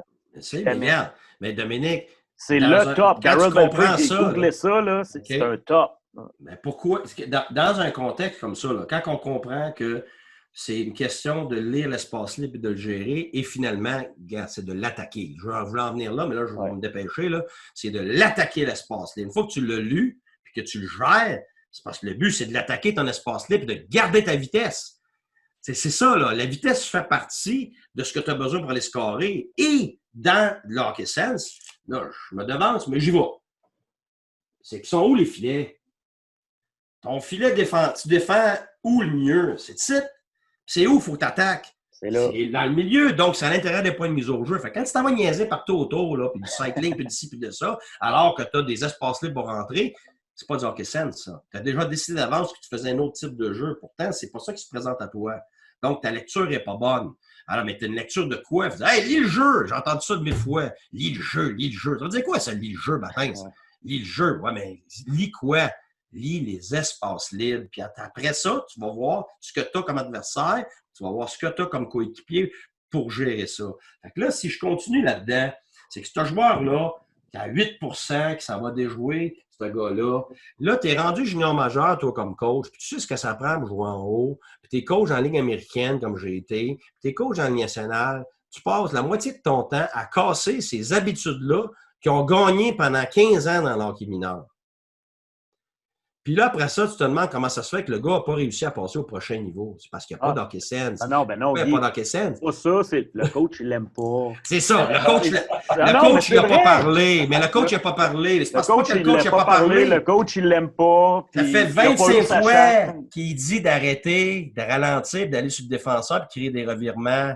Mais c'est pas qu'il ne se l'est pas fait dire, c'est parce que c'est pas ça qu'il veut entendre. Il veut entendre qu'il a le droit de prendre une chance d'aller le déjouer. Mais le coach, lui, il faut qu'il gagne des matchs, mais c'est pas juste de gagner des matchs. C'est parce que quand tu montes de calibre, c'est pas une question que t'aimes ou t'aimes pas un gars, c'est qu'il faut que ça performe maintenant. Fait que lui, toi, tu comprends pas. J'en ai 8 autres aussi bons que toi et meilleurs que toi qui s'en viennent ou qui sont déjà là, qui sont prêts, puis les autres comprennent. Fait que c'est pas que je t'aime pas, mon petit pit. C'est parce que tu n'embrayes pas à passer au prochain niveau. Puis pourquoi? C'est que je comprends pourquoi. Parce que ça fait 15 ans que ton computer, il est drillé de même à essayer d'aller déjouer quelqu'un entre les pattes. Alors, si je te dis, c'est quoi le skills premier pour avoir du hockey sense, pour gérer ton hockey sense, à part la vitesse, évidemment, puis le patin, pour bien s'insérer dans ces espaces-là, c'est ta protection de rondelle. Ça revient exactement à ce que tu as dit. On ne s'est pas parlé de ça, là. C'est ta protection de rondelle. C'est pas de l'exposer et d'essayer de déjouer entre les pattes. C'est le contraire. C'est de l'éloigner du bâton de l'adversaire. C'est de l'éloigner du corps de l'adversaire. Puis comment tu fais ça? C'est en comprenant que l'espace libre, il faut que tu attaques. Oui, tu veux te forcer à l'intérieur, c'est clair. Mais tu ne sais même pas où te forcer à l'intérieur parce que tu ne sais pas où sont les corridors et les portes d'entrée. Alors, quand tu es avec un jeune, tu parles de portes, là, comme les jeux vidéo, tu ouvres des portes à gauche, à droite, ils comprennent très vite. Ils comprennent très vite. Là. Bon. Si je reviens sur Sidney Crosby, je pense que ça, c'est une de ses grandes forces, justement. Exceptionnel. De jouer sa rondelle incroyablement. Incroyable. Wayne Gretzky, tu te rappelles le Charrette qu'on avait eu? Okay, je pense qu'il est un entraîneur maintenant. Bon, Francis. Ouais. Écoute, Francis, là, Ribeiro, okay, moi, j'ai eu tous ces gars-là. J'ai eu Crosby et tout ça. Si tu me demandes en termes. Tu nous as sorti une belle sur Ribeiro la semaine passée. Hein? Ouais, puis les gars ont dit, hey, mais quel cave! Il disait qu'il était plus talentueux que Crosby. Talent pur, absolument. Je mets ma main dans le feu. Sauf que dans les pattes, c'est le fun parce que là, on rentre dans un contexte comme ça où je peux élaborer un peu plus. C'est que Mike avait le côté technique et avait le côté tactique individuel et collectif exceptionnel. On parle, ça s'apparentait à Wayne Gretzky en termes de vision puis de gérer. Et le petit Charrette, c'était la même chose. Écoute, le premier camp d'entraînement, personne n'a jamais parlé de ça. Là. Il avait été meilleur que Crosby à 16 ans. Mais autant Francis Charrette, c'était tout un joueur de hockey. Ah, incroyable! Mais, je vais vous donner un exemple, c'est pas pour les diminuer autant lui que Mike, parce que c'est des joueurs exceptionnels, toute la gang, puis je les ai adorés. C'est juste que, puis ils vont être les premiers à te le dire, je suis convaincu, c'est que quand tu regardes les quatre pattes, que ce soit Mike Ribeiro, que ce soit Charette, le côté physique, pas parce que nécessairement il n'était pas assez grand, parce que le côté physique, c'est l'entraînement, le temps que tu mets là-dessus. Donc, ce patte-là n'était pas assez développé. Puis, le côté mental pour Francis, à ce moment-là, il a décidé qu'il ne restait pas, il retournait à Midget 3 pour jouer avec ses chums. Donc, c'est un choix. Donc, ça, c'est une question émotionnelle à gérer parce que c'était gros. Il y avait tout ça, puis Crosby était là. Puis, écoute, c'était devenu tellement gros que c'était très difficile pour lui de gérer ça. Fait que là, lui, il avait travaillé le côté mental. Puis, les années après, on l'a vu. Puis, c'est pour ça aussi, à un moment donné, qu'il a lâché à tel endroit. Puis, fait c'est pas qu'il n'y avait pas les autres atouts. Exceptionnel techniquement, exceptionnel tactiquement, individuel autant que collectif. Et c'est pour ça que ces gars-là sont rendus aussi haut que ça. Mais, sur le point de vue du côté mental puis du côté physique, c'est là que eux, c'est pas des Sidney Crosby. C'est ça, là, la différence. C'est pour ça que Sidney Crosby, c'est une super vedette qui va être dans le Hall of Fame. Alors, c'est juste pour situer pourquoi, puis quel gars. Ça ne veut pas dire que parce que c'est pas Sidney Crosby qui n'est pas un bon joueur de hockey. C'était tous des joueurs de hockey, ça là. Mike Ribeiro, j'ai vu jouer 5 fois 5 joueurs dans le junior majeur. J'ai vu personne d'autre faire ça, même pas Crosby. Fait que, puis j'ai Charette, tu le sais, là, dominé. Il patinait même pas des fois. Il était tout petit. Il était même pas fort. Puis il dominait la game. Comment ça se fait? Gretzky, comment ça se fait, Gretzky? Avec le bâton, puis Francis Charette, il y avait des mains avec le bâton. Le bâton comme ça. Moi, il m'a fasciné, ce petit gars-là. Moi, il était très fascinant. Puis, tu sais, j'utilise encore des images dans ma tête quand j'explique du hockey sense en pensant à lui, je te le jure. Tu sais, il rentrait, puis là, hop, il met les freins, là, nulle part. Voyons, qu'est-ce que c'est ça? Parce qu'il s'était gagné du temps, par exemple, ici. À un moment donné, hop, il faut le faire en noir, regarde la bonne couleur. T'sais, il arrivait ici, là, avec les fêtes, il mettait les freins, puis là, il jouait là-dedans. Là, puis là, à un moment donné, hey, wow, le défenseur. Puis là, il gagnait du temps. Pourquoi? Il gagnait du temps pour tout le monde, pour venir l'aider dans les espaces. Puis tu comprenais rien, c'est la même chose avec Gretzky. Tu le voyais à un moment donné, hop, il se promenait. Puis là, tu voyais une passe ou dans un espace libre, ce qu'on n'avait jamais imaginé de l'autre bord, parce que leur prise d'information, leur prise de photo était impeccable. C'est pour ça que ces gars-là, c'était des gars en avance du jeu tout le temps. Alors, c'est pour ça que je dis, OK, oui, il l'avait, oui, il y avait un côté inné, puis un côté qu'ils l'ont acquis, puis tout ça, puis ils l'ont développé. Mais ils ont aussi appris à être meilleurs. Puis il y en a d'autres qui ne l'avaient pas pantoute. Puis maintenant, c'est des super gars de hockey sense. Voyons donc. Ben oui. Ils voyaient absolument rien. Ils voyaient 3 pieds autour d'eux autres. Puis 5 ans plus tard, wow! Puis l'autre affaire, Guy, là, par rapport à ça, justement, tu sais, tu vas dans un aréna, là, tu entends toujours de façon assez régulière du coach, des parents, go, go, go. Mais si on veut développer du hockey sense, là, de temps en temps, c'est ralenti, regarde, prends des photos. Arrêtons de vouloir tout le temps faire vite et aller vite, puis surtout en bas âge. Si on veut leur permettre de prendre des photos, leur permettre d'analyser les espaces libres, la position des partenaires, la position des adversaires, on doit leur permettre à un moment donné de prendre leur temps. Mark Stone. Prends ton temps. Mark Stone. Il patine pas. C'est pas vrai. Il est capable de patiner. Il décide à des moments donnés d'accélérer. Exactement. Oui. Bon, ma fille, là, regarde, c'est un exemple parfait. OK, Sands depuis qu'elle est tout petite. Mais moi, ce qui me gossait tout le temps, c'est que sa vitesse n'était pas au même niveau que son hockey sense puis sa vision de jeu. Fait que c'est sûr qu'à un moment donné, elle n'était pas capable de... Parce que plus tu as de vitesse, plus tu es capable de t'insérer ou de gagner du temps. Sauf que devine ce qui est arrivé cette année avec son entraînement physique, sa patte qui a rattrapé tout le reste. Là, c'est tout ensemble. Là. C'est de la vitesse avec du hockey sense, avec... Wow! Mais c'est pour ça. C'est parce que tout est en train de se balancer, là. Fait que c'est pour ça que... Mais sauf qu'il y a eu du temps de mis, là. Puis là, ce que je veux expliquer là-dedans, c'est que ton joueur, tu sais qu'il y a un trou, 2 trous, 3 trous, peut-être même 4 trous. Fait que là, après ça, c'est une question de décision. S'il s'en va dessus, tu es capable de dialoguer avec, garde. Revirement, pourquoi? Parce que tu t'en vas dessus, tu n'as pas protégé ta rondelle. Alors, tu as différents jeux. C'est là que tu vas comprendre les entrées de zone. Va-t'en plus bas. Pourquoi? Parce qu'il y a de l'espace. Pourquoi tu devrais revirer sur toi-même? Parce que l'espace est restreint. Là, tu te crées de l'espace, tu te crées du temps pour faire un jeu. Tu crées de l'espace pour que quelqu'un puisse venir t'aider. Même chose, regarde, puis dans l'hockey sense, à part le fait qu'il faut que tu t'insères à l'intérieur de pas mise au jeu, ça devient collectif. Pourquoi? Parce que là, ça te prend du support quand toi, tu n'es pas capable d'attaquer tes espaces. Là, ce que je veux dire, c'est que c'est le même principe qu'au football. C'est le même principe qu'au rugby. Qu'est-ce qu'on fait au rugby?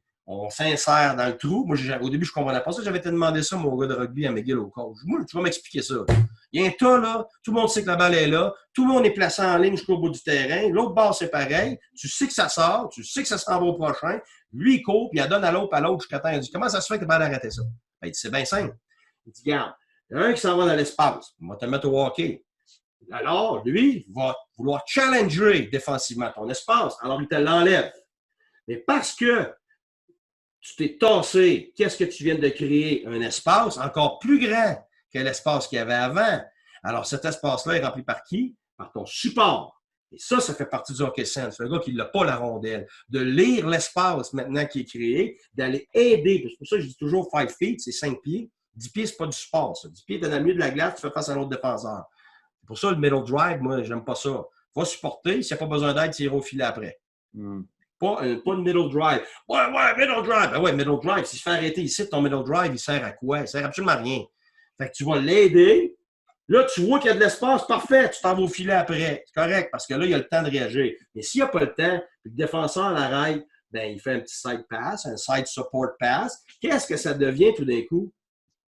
2 contre 1 parce que tu as 2 joueurs qui attaquent les 2 espaces libres. Puis qu'est-ce qui arrive si le défenseur a décidé de fermer la gap? Tu viens de te créer un espace encore plus grand que l'autre, là, gigantesque, où tu as un joueur en échappé ici. Fait que le but, c'est d'attaquer les espaces libres, les gérer en les attaquant. Puis quand toi, tu n'as plus d'espace libre, c'est de la gérer ta rondelle pour que ton body puisse venir te supporter pour gérer la rondelle. Puis tu sais, quand tu n'as pas de support, tu vas le voir dans un match, par exemple. Tu arrives ici, comment ça se fait qu'il s'en va chipper ça dans le coin? Mais c'est parce que c'est un espace libre. Ça devient un dump quand c'est à personne. Là, c'est un placement parce que ton support y va. Il a lu que tu as besoin d'aide. Il s'en va où, lui? Il sait qu'il n'y a pas d'espace. Il y a l'autre défenseur sur lui. Il sait qu'elle s'en va là. Tu t'en vas chercher. Un cross dump, moi, je permets ça seulement quand c'est une passe. Pourquoi? Parce que ton espace est libre, parce que tout le monde est squeezé ici. Tu sais que tu mets ça dans un espace libre pour que ton joueur ait une chance de récupérer la rondelle. Fait que c'est pas du dumping de stupide. Non. Ça, le monde dit, il dump, il dump. Non. Oui, il y en a des dumps stupides. Puis c'est là que, comme coach, hey. Là, on s'en est débarrassé, on leur donnait à l'autre bord. Exactement. Ça, c'est une autre chose. Tu sais, dans le hockey mineur, puis c'est normal. Là, on a des entraîneurs qui ont pas gagné leur vie avec ça, qui ont leurs propres expériences. On a des parents aussi qui sont là. On l'entend souvent, ils garochent le puck. C'est vrai que des fois, il y a des débarras, mais où est-ce que je m'en vais là-dedans? C'est que si on fait juste focusser sur la puck, puis on ne regarde pas les comportements des non-porteurs, des supports auto, puis des possibilités que qu'est-ce qu'on peut faire avec la rondelle, c'est sûr qu'on va penser qu'il vient de s'en débarrasser. On ne comprend pas le principe de placement de rondelle. La mettre dans un espace libre, dans le coin de patinoire, en arrière du filet. Tu sais, comme des fois, on entend, soit sur une situation en zone offensive, en OZP, on entend les amateurs « shoot, shoot ». Ah, pourquoi tu l'as renvoyé dans le fond, on l'a renvoyé en arrière du net? Non, il l'a placé en arrière du net pour qu'on garde possession parce qu'il n'y avait pas l'option, puis il shootait, il mettait ça sur les pads. Exactement. C'est là le hockey sense. Puis, oui. Ça se développe en bas âge, tout faire comprendre ça. Sortie de zone, les défenseurs, mais écoute, je le vois, là, encore hier, j'ai corrigé des filles. Ça va en arrière du filet, ils ont de la pression sur eux autres. Ils pitchent ça sur la bande, ils pitchent ça. Mais, regarde-la. Tourne, utilise le filet, protège ta rondelle. Donc, protection de rondelle. Protection, c'est pas en tournant vers le joueur, c'est en tournant à l'écart du joueur. Tu t'éloignes de ton joueur, de ton opposant. Là, tu gardes ta rondelle. Tu le reçois sur le bord de la bande, tu pitches ça partout. Pourquoi? Gardant tes pattes. Oui, si tu te fais challenger, ça se peut que tu te fasses frapper, mais c'est toi qui l'as. Là, tu attends ton support. Le support, c'est la progression dans ta compréhension du hockey sense. La première chose, c'est lire l'espace, puis comprendre comment le gérer, puis l'attaquer. Puis après ça, le gars pas de rondelle, c'est de venir comprendre cet espace-là pour complémenter ton gars. Et là, puis là, c'est là que ta tactique collective rentre en ligne de jeu. Parce que là, tu es 2 joueurs. À un moment donné, là, ça y va à 3, ça y va à 4, ça y va à 5, mais c'est tous les mêmes principes. Tu sais, là, je vous ai montré en entrée de zone. Guy, il y a une question justement par rapport à l'entrée de zone. Oui. Est-ce qu'en faisant cette entrée de zone, il y a un risque de se retrouver les 3 attaquants en ligne lors de l'entrée? C'est parce que tu as expliqué tes portes, puis porteur qui rentre, attire, ça rouvre Oui. une porte dans le milieu. Est-ce qu'il y a un risque qu'on ait 3 gars? Mais c'est pas un risque, c'est ça que tu veux. Je voulais pas répondre à ta place. Oui, c'est ça. C'est pas un risque. C'est ça qu'on veut. C'est une façon de garder possession de la rondelle. Ben oui, parce que je vais vous expliquer. C'est que si tu t'en vas avec la rondelle et tu te fais challenger, puis que tu es décalé, premièrement, tu peux être décalé avec quelqu'un en avant, c'est un hors-jeu. Ouais. Fait que la seule manière que tu es décalé, c'est que tu es en retard. Alors, si tu es en retard, ça devient juste bénéfique d'être en retard si tu as de l'espace en entrée de zone. Parce que si tu n'as pas d'espace comme ça, bien, ce joueur-là devient complètement inutile. Alors, ce qui fait que lui, là, il va t'obliger à dumper à personne. C'est pour ça que tu vas avoir au moins un gars égal, puis ton troisième gars égal, c'est lui qui a la lecture à faire. Puis c'est là que lui se décale volontairement, dépendamment à ce qui est donné à ton attaque. Alors, lui, il va voir, y a-t-il d'espace, il n'y a pas d'espace, on va supporter, il va recevoir une passe comme ça devient un 2 contre 1, ou ça devient un chip, ou ça devient qu'on peut patiner pour aller plus loin. Puis là, on fait des delays, là, on fait des revirements, là, on peut la placer en arrière du filet, on peut ajouter au défenseur, mais tu peux pas ajouter à ton attaque décalée, ce qu'on appelle des vagues. Tu peux pas avoir des vagues quand tu n'as pas d'espace en entrée de zone. Donc, tu dois toujours couvrir le fait que ça se peut que ton porteur n'ait pas d'espace. Quand tu vois qu'il y a de l'espace, là, tu commences à faire du décalage, mais pas avant. Fait que je ne sais pas si me fais-tu clair, Dominique? C'est clair. Puis c'est parce que, tu sais, là, probablement, la question, c'est Louis Chet qui posait la question. Probablement, c'est aussi, tu sais, pourquoi il a dit c'est un risque qu'on soit les 3 en ligne. C'est parce qu'on a tout le temps un principe d'avoir notre middle drive, d'avoir un gars qui va driver le net. Mais tu sais, on va avoir quelqu'un qui va aller au filet. S'il y a un espace libre, c'est nécessaire d'aller au filet. Oui, parce que, regarde, aller au filet d'ici, puis tu pitches ici, là, regarde, on s'en va nulle part avec ça. On parle fort probablement de la possession, parce que c'est le défenseur adverse qui va aller la chercher. Ton décalage va se faire quand on a de l'espace. Alors, sur une entrée de zone avec espace, c'est qui est très rare plus tu avances dans l'année dans la Ligue nationale. Il faut que tu saches jouer, puis Kenneth Cook, qui fait 50 quelques années qui coach, le dit toujours, la Ligue nationale, c'est une ligne pas d'espace. Fait que si tu es un joueur qui a besoin d'espace pour jouer, tu ne joueras pas longtemps dans la Ligue nationale. Fait que c'est pour ça, parce que tu t'obstines à vouloir chercher de l'espace. Puis il y en a chez le Canadien, je n'aimerais pas de nom. C'est pour ça qu'on a la difficulté. Puis les gars qui sont échangés à gauche, à droite, alors qu'ils font des buts et ont des skills. En plus, Guy, ces gars-là, tu m'as amené sur le power play. Mais même en power play, c'est fini. Il n'y en a pas d'espace. Je sais. Release la pressure. Oui, c'est incroyable. Regarde, à la fin, nous autres, on a rendu au moins 50% de notre temps à relâcher la pression de l'adversaire. Tu es obligé de la faire tourner pour te donner un petit moment dernier de temps pour ton avantage numérique, parce que c'est ce qu'on appelle des push-down. On ne rentre pas là-dedans, mais c'est ça pareil. Fait que ton décalage va venir de ce joueur-là. C'est que si lui passe tout droit, lui peut couper, ton défenseur arrive en retrait, puis ainsi de suite. Mais tu dois toujours couvrir le fait que ça se peut que tu n'aies aucun espace en entrée de zone. Donc, si tu veux garder la rondelle, ça te prend du support qui est proche de toi. Parce que les longues passes dangereuses comme ça, là, regarde, plus tu montes de niveau, ça se fait tout intercepter. Ça. Avant de continuer ça, on a un petit commentaire ici. Là, j'aimerais ça savoir, en fait, qu'est-ce que tu en penses. Mais ici, on dit au début, avec les gens, on commencerait, exemple, pour faire des styles d'entrée de zone comme ça, pour voir, lire l'espace puis tout ça.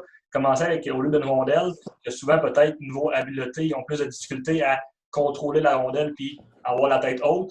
De commencer, par exemple, avec un ballon d'une balle ou un ballon de soccer ou peu importe, pour qu'ils sentent déjà le ballon puis qu'ils puissent prendre plus d'informations. Est-ce que ça pourrait être... Oui, moi j'aime toutes des tactiques comme ça. J'aime bien ça, oser puis changer de ça, parce que ça revient du pareil au même en termes de prendre une photo. C'est parce que tu peux le pratiquer en hors-glace aussi. Exactement. Exactement.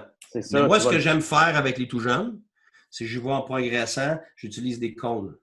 Fait qu'à place d'avoir tes défenseurs, tu mets des cônes ici comme ça. Fait que des fois, tu mets tes cônes comme ça. Fait qu'ils sont sur la ligne bleue. Ça veut dire que tu ne pourras pas couper. Fait que si le jeune coupe, il n'a pas compris, il n'y a pas d'espace, tu comprends? Et puis là, avec ça, tu utilises 1 ou 2 entraîneurs pour bloquer les entrées. Et puis ça marche tellement bien, là. C'est que, je vais te donner un exemple. Le petit gars prend la rondelle, tu lui donnes, mettons, en plein milieu. Là, toi, comme entraîneur, hop, tu places d'un trou ici. Alors, ton jeune, il doit être en mesure de lire. Puis moi, je dis toujours, à la ligne rouge, tu es supposé savoir. Tu es supposé déjà savoir la ligne rouge. Alors, tu demandes à ton jeune de lire où l'espace, puis tu demandes d'attaquer. Puis pas de rester à l'extérieur. Tu attaques, puis c'est quoi le but? Tu vas te forcer à l'intérieur de premier mise au jeu, puis tu vas scorer. C'est juste là le principe de base. Tu viens d'y montrer. Là, après ça, le prochain, il va, mais les coachs bougent. Le milieu s'enlève, puis ça va se placer là, le coach. C'est pas très dur pour les coachs. Tu n'as pas besoin de très bien patiner. Là. Est-ce que tu dirais que ton faire ça en bas. Est-ce que tu dirais, mettons, que ton premier critère quand tu commences un drill, exemple, pour enseigner le hockey sense, ça serait de placer la rondelle dans une place où est-ce qu'il n'y a pas le choix de se tourner la tête ou prendre de prendre des informations? Oui, c'est pour ça tantôt que je t'ai dit que, mettons, moi j'ai quelqu'un ici, puis je la place dans un angle où il n'y a pas le choix d'y aller sans voir. C'est ça. Mais est-ce que ça serait ton critère numéro 1 quand tu crées un drill ou quand tu utilises? Oui, mais quand ils sont tout petits, là, juste ce que je viens de montrer, de choisir les trous, là, mettons, dans une entrée de zone comme ça, tu vas en avoir pour un petit bout. Mais à un moment donné, ils comprennent. Là, tu vas être surpris, là, je te dis, là, des fois, ça va très, très vite. Une fois qu'ils ont compris, là, leur question, tout d'un coup, ils en ont. Regarde, on va donner un autre exemple. Okay? Ça, je fais ça souvent, puis quand je fais des cliniques, des fois d'entraîneurs, là, ils prennent ça parce que je le fais avec les vieux, je le fais avec les gars de la nationale. Okay? Ça, c'est en entrée de zone. Mais là, on parlait, mettons, de la zone offensive. Là, Dominique va me dire, on va-tu parler de défensive? Non, on continue de l'offensive, Dominique. Non. Après ça, on va passer à l'aspect psychologique. Okay, la défensive, là, pas à soir. C'est bon. On va te donner un exemple. Très souvent, en zone offensive, tu vas faire du cycling, puis ça se promène, puis ça va sur le défenseur. Puis c'est le même enseignement qu'ici. Qu'est-ce que tu as vu? Moi, là, je vais placer 2 comptes.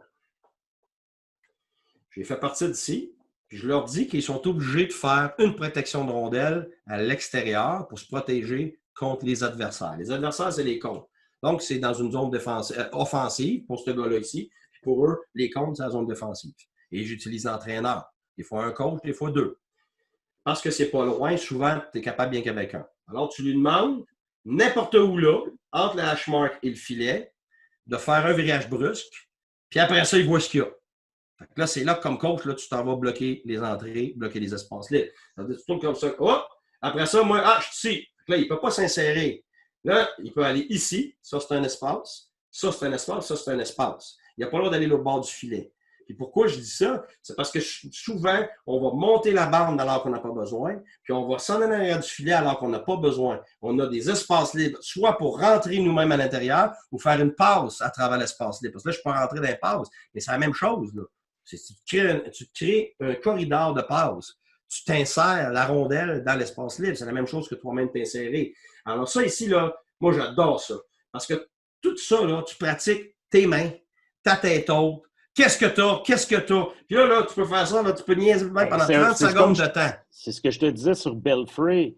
Oui. Je travaille des skills. Ben oui! Mais avec spécifique. Avec le hockey sense en même temps. Exactement. C'est des skills qui vont te servir quelque chose dans une situation de match. Parce que dans une situation de match, tu es dans un coin de patinoire, tu vas aller où? Tu sais, moi, je me souviens... T'en souviens-tu, Cham Couturier, en protection de rondelle, il restait dans un coin, puis il restait dans un coin. À un moment donné, tu avais dit, Cham, tu veux-tu partir un feu avec des guimauves? Puis, non, mais tu sais, à quoi ça te sert de rester dans le coin? Il faut que tu attaques. Puis là, tu sais, à un moment donné, il a développé ça. Mais, ben oui, puis tu sais, on peut pas dire que ce gars-là n'a pas les habiletés d'avoir du grand hockey sense. Il y en a. Il y en a. Mais il a appris aussi. Ben oui, mais il n'y avait pas l'instinct puis le réflexe de prendre la photo puis d'aller dans le trou. Exactement. Parce que c'est un bon passeur avec une bonne vision. Fait qu'est-ce qu'il faisait? Il attendait ses chums pour faire une passe. Alors que très souvent, puis ça, regarde, ça arrive, je ne sais pas combien de fois, tu patines avec, là. Puis là tu l'as battu le défenseur, là. Ah, m'en en arrière du net. Mais pourquoi? Tu viens de tirer une porte. Tu vas au bord du net, la porte est fermée. Tu viens toi-même de t'enlever une opportunité. Alors, de lire cet espace-là. Fait que là, ton coach, là, il s'en vient ici. Hop, bloqué. S'en va là. Il bloque. Revire de bord. Si tu vires vers moi, vers les côtes, hey! J'arrête ça tout de suite. Je dis, tu viens d'exposer ta rondelle. De l'autre côté, tu l'as protégé. Mais tu fais le même effet, mais du bon bord. Fait que oui, il y a du skills, mais comme tu dis, c'est du hockey sense. Ta protection de rondelle. Quelle balle tu protèges? Puis juste ça, t'en as pour je ne sais pas combien. Hey, ça tourne tout le temps du mauvais bord. Fait que là, c'est pour ça. Ça fait enlever dans le match. Tu dis, oh, ouais, mais là, après ça, tu tournes ce bord-là, ça ne le fait pas enlever tout d'un coup. Écoute, tu vas voir nos petites filles maintenant, là, écoute, c'est fou. Là. Anna, au début, là, jamais de protection de rondelle. Puis là, ça fait une couple de semaines qu'on est sur la glace. C'est impressionnant. Là. Écoute, ça fait du cycling, ça se tient, ça rentre en dedans. C'est vraiment. Puis des petites filles de 13 ans, là, parce qu'on a une 13 ans qui a fait le club, junior majeur, là, avec des petites filles de 16 à 19 ans. Là. Écoute, c'est incroyable. Mais elle a ça. Mais elle s'en allait direct sur le défenseur avant. Elle avait toute la vitesse du monde. Elle voulait faire une petite cuillère et tout. Puis là, j'ai dit, Gabin, on va faire un deal. Tu n'as pas le droit d'aller ralentir, d'aller sur le défenseur puis de faire une petite cuillère en entrée de zone pour les 2 prochaines semaines. Puis on va compter le nombre de fois que tu perds la rondelle en entrée de zone. Puis on va compter le nombre de fois que tu bats un défenseur. Écoute, ça n'a pas de bon sens, c'est 9 fois sur 10. C'est impressionnant. Elle est en échappée tout le temps, elle est en 2 contre 1 tout le temps. Elle contrôle la rondelle, elle contrôle le jeu. Mais c'était tout simplement de l'empêcher d'aller directement sur le joueur, d'essayer d'aller faire un petit skills entre les pattes. Fait que là, elle a l'air d'une championne. Finalement, je n'ai rien donné de skills de plus. Là. J'ai juste fait réaliser l'espace. C'est tout. Elle avait déjà la vitesse. Fait qu'ici, ça, c'est une façon d'aider à apprendre parce qu'ils vont s'insérer naturellement. Puis là, tu vas t'apercevoir qu'ils deviennent vraiment bons à avoir la tête haute. À un moment donné, c'est tellement rapide. Là, à un moment donné, tu mets 2 coachs. Là, tu rends ça plus difficile. Là, à un moment donné, tu as 2 personnes. Il y en a une, puis après ça, tu le fais faire un cycle. Là, l'autre, il rentre. Là, tu en as 2 qui jouent là-dedans. Puis là, ton espace restreint, tu peux le grandir sur toute la surface ici. Mais là, tu ajoutes et tu mets de la progression à cet enseignement-là. Puis ça s'applique partout. Regarde, dans zone offensive, les défenseurs, c'est la même chose. Un défenseur, là, ils font se tenir ici dans l'hockey mineur puis tenir la ligne bleue. Là. Hey, mon Dieu, t'es mieux de pas avancer, toi, là. T'es mieux de rester sur la ligne bleue. C'est mieux de trouver ça plate, jouer à défense. Hein? Oui. Hey, pour être sûr qu'on veut pas qu'il y ait jouer à défense. Hey, je t'empêche donc de voir un espace libre puis de rentrer dedans. OK? Parce que là, OK, d'aujourd'hui, c'est rien que ça. Le défenseur saute dans le jeu. Là. Le défenseur, aujourd'hui, là, c'est le 4e attaquant. Autant en entrée de zone qu'en sortie de zone, que dans le fond de la zone. C'est des permutations constantes. Moi, j'aime ça parce que tu le sais. Moi, je le sais. Dans ce temps-là, je passais pour un énergumène. Là. Mais moi, je faisais des permutations même en zone défensive. J'avais même mon défenseur qui allait défendre en haut, t'en rappelles, avec le swarm et tout ça. Mais ça fonctionnait parce que c'était du hockey sense en bout de ligne. On allait bloquer des espaces libres. Quand tu as des défenseurs comme ça ici, tu les fais réaliser sont où les espaces libres. Tu as des gens ici qui défendent. Pourquoi tu vas te tenir comme ça, déjà faire face à l'adversaire? Tu veux-tu quelque chose de plus facile à défendre que ça? Fait que déjà, sans la rondelle, pendant qu'il se passe des choses ici, tes défenseurs doivent lire l'espace, donc tu te places déjà dans les espaces libres. Tiens, ça, c'en est une. Lui, ici, ça, c'en est un autre. Et la minute, si lui, il bouge, tu restes-tu là? Ben, absolument pas, tu t'en vas sans largeur. Alors, tes défenseurs, sans même descendre, là, tu gères ton espace libre avec ta photo avant même d'avoir la rondelle. Puis après ça, tu l'as, c'est pareil. Ici, pourquoi tu vas prendre ton lancer avec un slap shot quand il y a quelqu'un dans ta face? Tu vas patiner, tu vas essayer de le dépasser pour te créer ton espace libre. Puis si toi, tu n'es pas capable de te créer un espace libre, qu'est-ce que tu penses qui arrive? Là? Je vais tout me beurrer, mais c'est pas grave. OK? OK? Gratte-toi pas. Oui, c'est ça. Fait que là, tes 2 attaquants ici, puis le défenseur est ici. Pourquoi il resterait là, ce défenseur-là? Descends-moi ça ici dans ton espace libre. Puis toi, tu n'as plus d'espace libre, mais si toi, tu n'as plus d'espace libre, c'est pourquoi? C'est parce que maintenant, il y en a un espace libre géant ici pour ton coéquipier. Tu viens d'ouvrir une porte. C'est la même affaire en avantage numérique. Moi, là, OK, ça a été ma grande force pendant des années.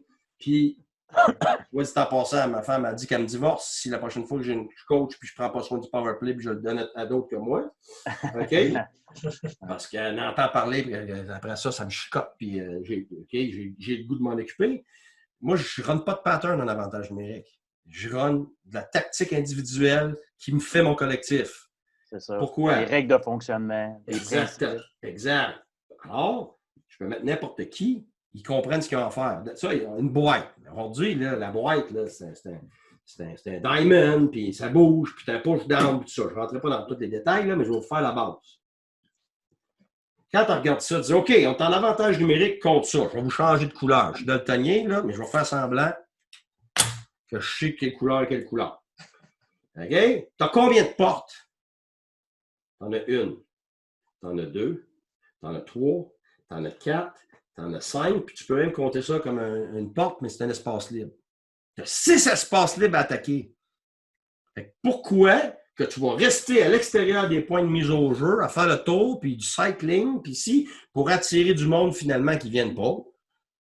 Puis après ça, tu te passes à du monde qui sont déjà dans la face des autres parce que tes défenseurs sont comme ça ici. Alors, dans un contexte comme ça, je demande toujours aux défenseurs d'être dans un espace libre, puis plus particulièrement sur l'avantage numérique, ne jamais être dans le milieu.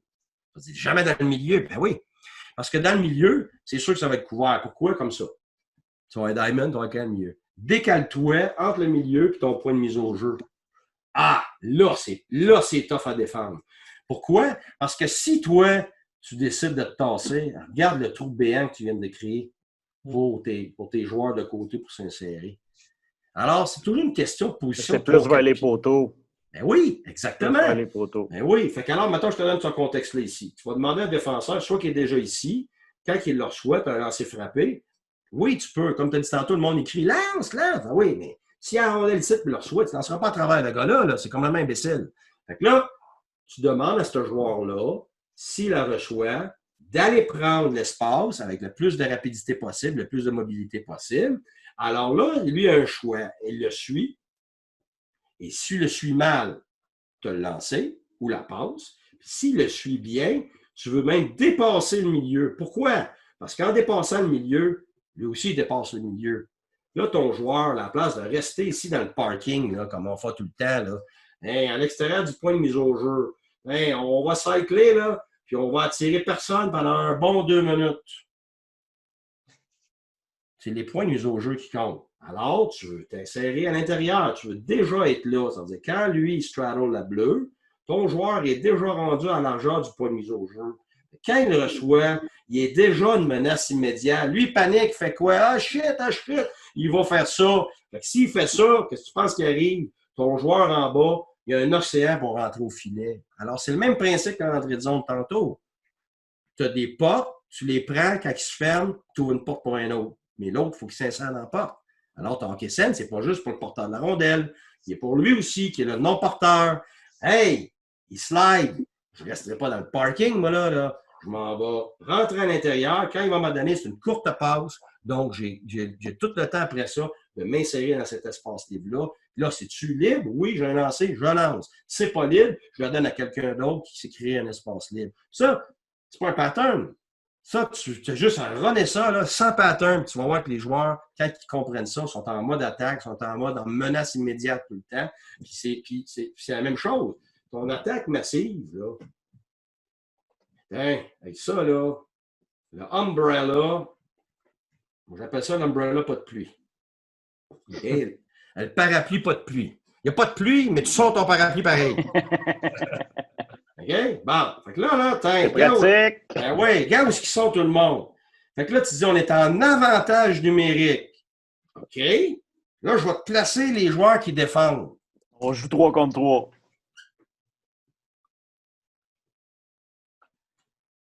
C'est qui est en avantage numérique à l'endroit où il faut aller pour scorer des buts?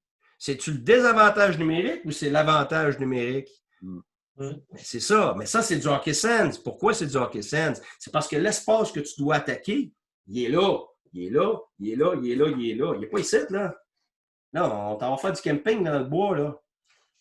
Fait que c'est ça, là. Fait que pour moi, c'est une question d'apprendre, autant comme entraîneur que comme joueur, d'apprendre que c'est l'espace libre qui est à lire, qui est à attaquer, puis tu l'attaques par le but final, c'est d'attaquer où? C'est à l'intérieur des points de mise au jeu. C'est là qu'on parle d'un joueur de périmètre. Pourquoi ce gars-là a été changé 20 fois dans le national? Il y en a qui disent, ah, il a peur. Moi, j'ai vu des joueurs de périmètre qui n'avaient pas peur. Puis, premièrement, la peur, ça se contrôle en passant, mais personne n'en parle aux joueurs. Fait que lui, il continue d'avoir peur, mais personne n'y en parle. Mais ça, c'est un autre, ça, c'est un point de vue psychologique, on en parlera une autre fois. Puis ça s'apprend à gérer sa peur, parce que tout le monde a peur. Parce que tout le monde a peur. Regarde, à soir, là, j'ai l'air d'avoir bien du fun, mais je me disais, qu'est-ce qu'ils vont me poser? Comment je vais être? Est-ce que c'est ça qu'ils veulent? Tout le monde a la chienne tout le temps. Mais la différence, c'est qui va le contrôler et qui ne le contrôle pas. Puis ça, c'est une attitude, c'est un choix. Fait que tu vas faire le choix plusieurs fois. Au secondaire, écoute, je vomissais avant d'aller faire un exposé oral. J'étais terrible. Là, le monde, il me regarde aujourd'hui. Oh, tout c'est facile. Tout c'est facile. Ouais, je l'ai appris. C'était pas d'inné. c'est de l'acquis de A à Z. De A à Z, c'est de l'acquis. Puis c'est la même affaire avec le hockey. Il y en a, ils sont moins gênés de départ. Mais si ils ne l'acquièrent pas plus tard, ils ne sont pas meilleurs plus tard. Fait que c'est pour ça, moi, que quand tu définis quelque chose, quand tu donnes des paramètres, quand tu donnes des outils de travail pour avancer, tu vas voir que la grande majorité du monde vont apprendre. Avancer. Oui, ils vont avancer. Oui. Jusqu'où, regarde, il va toujours en avoir des meilleurs que d'autres, mais tu es certain qu'ils vont apprendre à être meilleurs avec leur hockey Tu sais, sense. Guy, je veux juste là, finir avec le hockey sense avec je veux que tu me parles je vais te nommer un nom. Oui. Puis après, on va poser la question que je suis supposé te poser à 7h30. C'est pas grave. Vous l'avez dit, nous autres, quand on décolle. Fait qu'après, je pose la question, mais ceux qui se sont joints à nous en cours de route en passant pour gagner le concours là, qui a une valeur de 150 $, la première chose à faire, c'est de partager le live. Fait que vous pouvez toujours le partager encore, vous avez le temps, puis je vais poser la question après. Mais Guy, Hockey Sense, parle-moi de Mike Hoffman. Quand je suis allé le chercher à Gatineau, Mike Hoffman joue dans la Ligue nationale. Là. Il n'a pas signé son contrat encore, je pense, là, mais Mike, on sait que Mike s'était fait mettre dehors par Pete DeBoer à Kitchener. Qui est un par très Ben bon Gros, entraîneur. puis par Ben Gros Ben Gros, qui était un autre entraîneur de haut niveau aussi. Et c'est sûr que Mike, il avait, c'est quand même un individu un peu particulier. Fait que, il y avait un passé particulier, puis tout ça. Fait que, il y avait des choses à déterrer, à enlever, puis à spécifier, puis tout ça. Puis il y avait un côté humain, mais point de vue hockey, il y avait tout. T'en veux des skills, t'en veux de la vitesse, un lancer de foudroyant, tout ça, mais n'avait aucune idée comment jouer la game. Non. Et il y avait, à ce moment-là, on l'a eu sur la fin de 18 ans pour 2 mois, un enfant de même. Ouais. Puis après ça, on l'a eu l'année d'après. Il a passé de faire même pas 10 buts, je pense, l'année d'avant, le junior majeur, à faire 52 buts. Okay? En quelques mois de différence. Et il s'est fait repêcher à 19 ans. Là. Pas à 17 quand c'était à se faire repêcher, ni à 18 là, parce que c'est un late bloomer. Là. À 19 ans, il s'est fait repêcher. Puis il a tout fait ça en quelques mois. Alors, arrêtez de me dire que ça ne s'apprend pas. C'est ce qu'il a appris.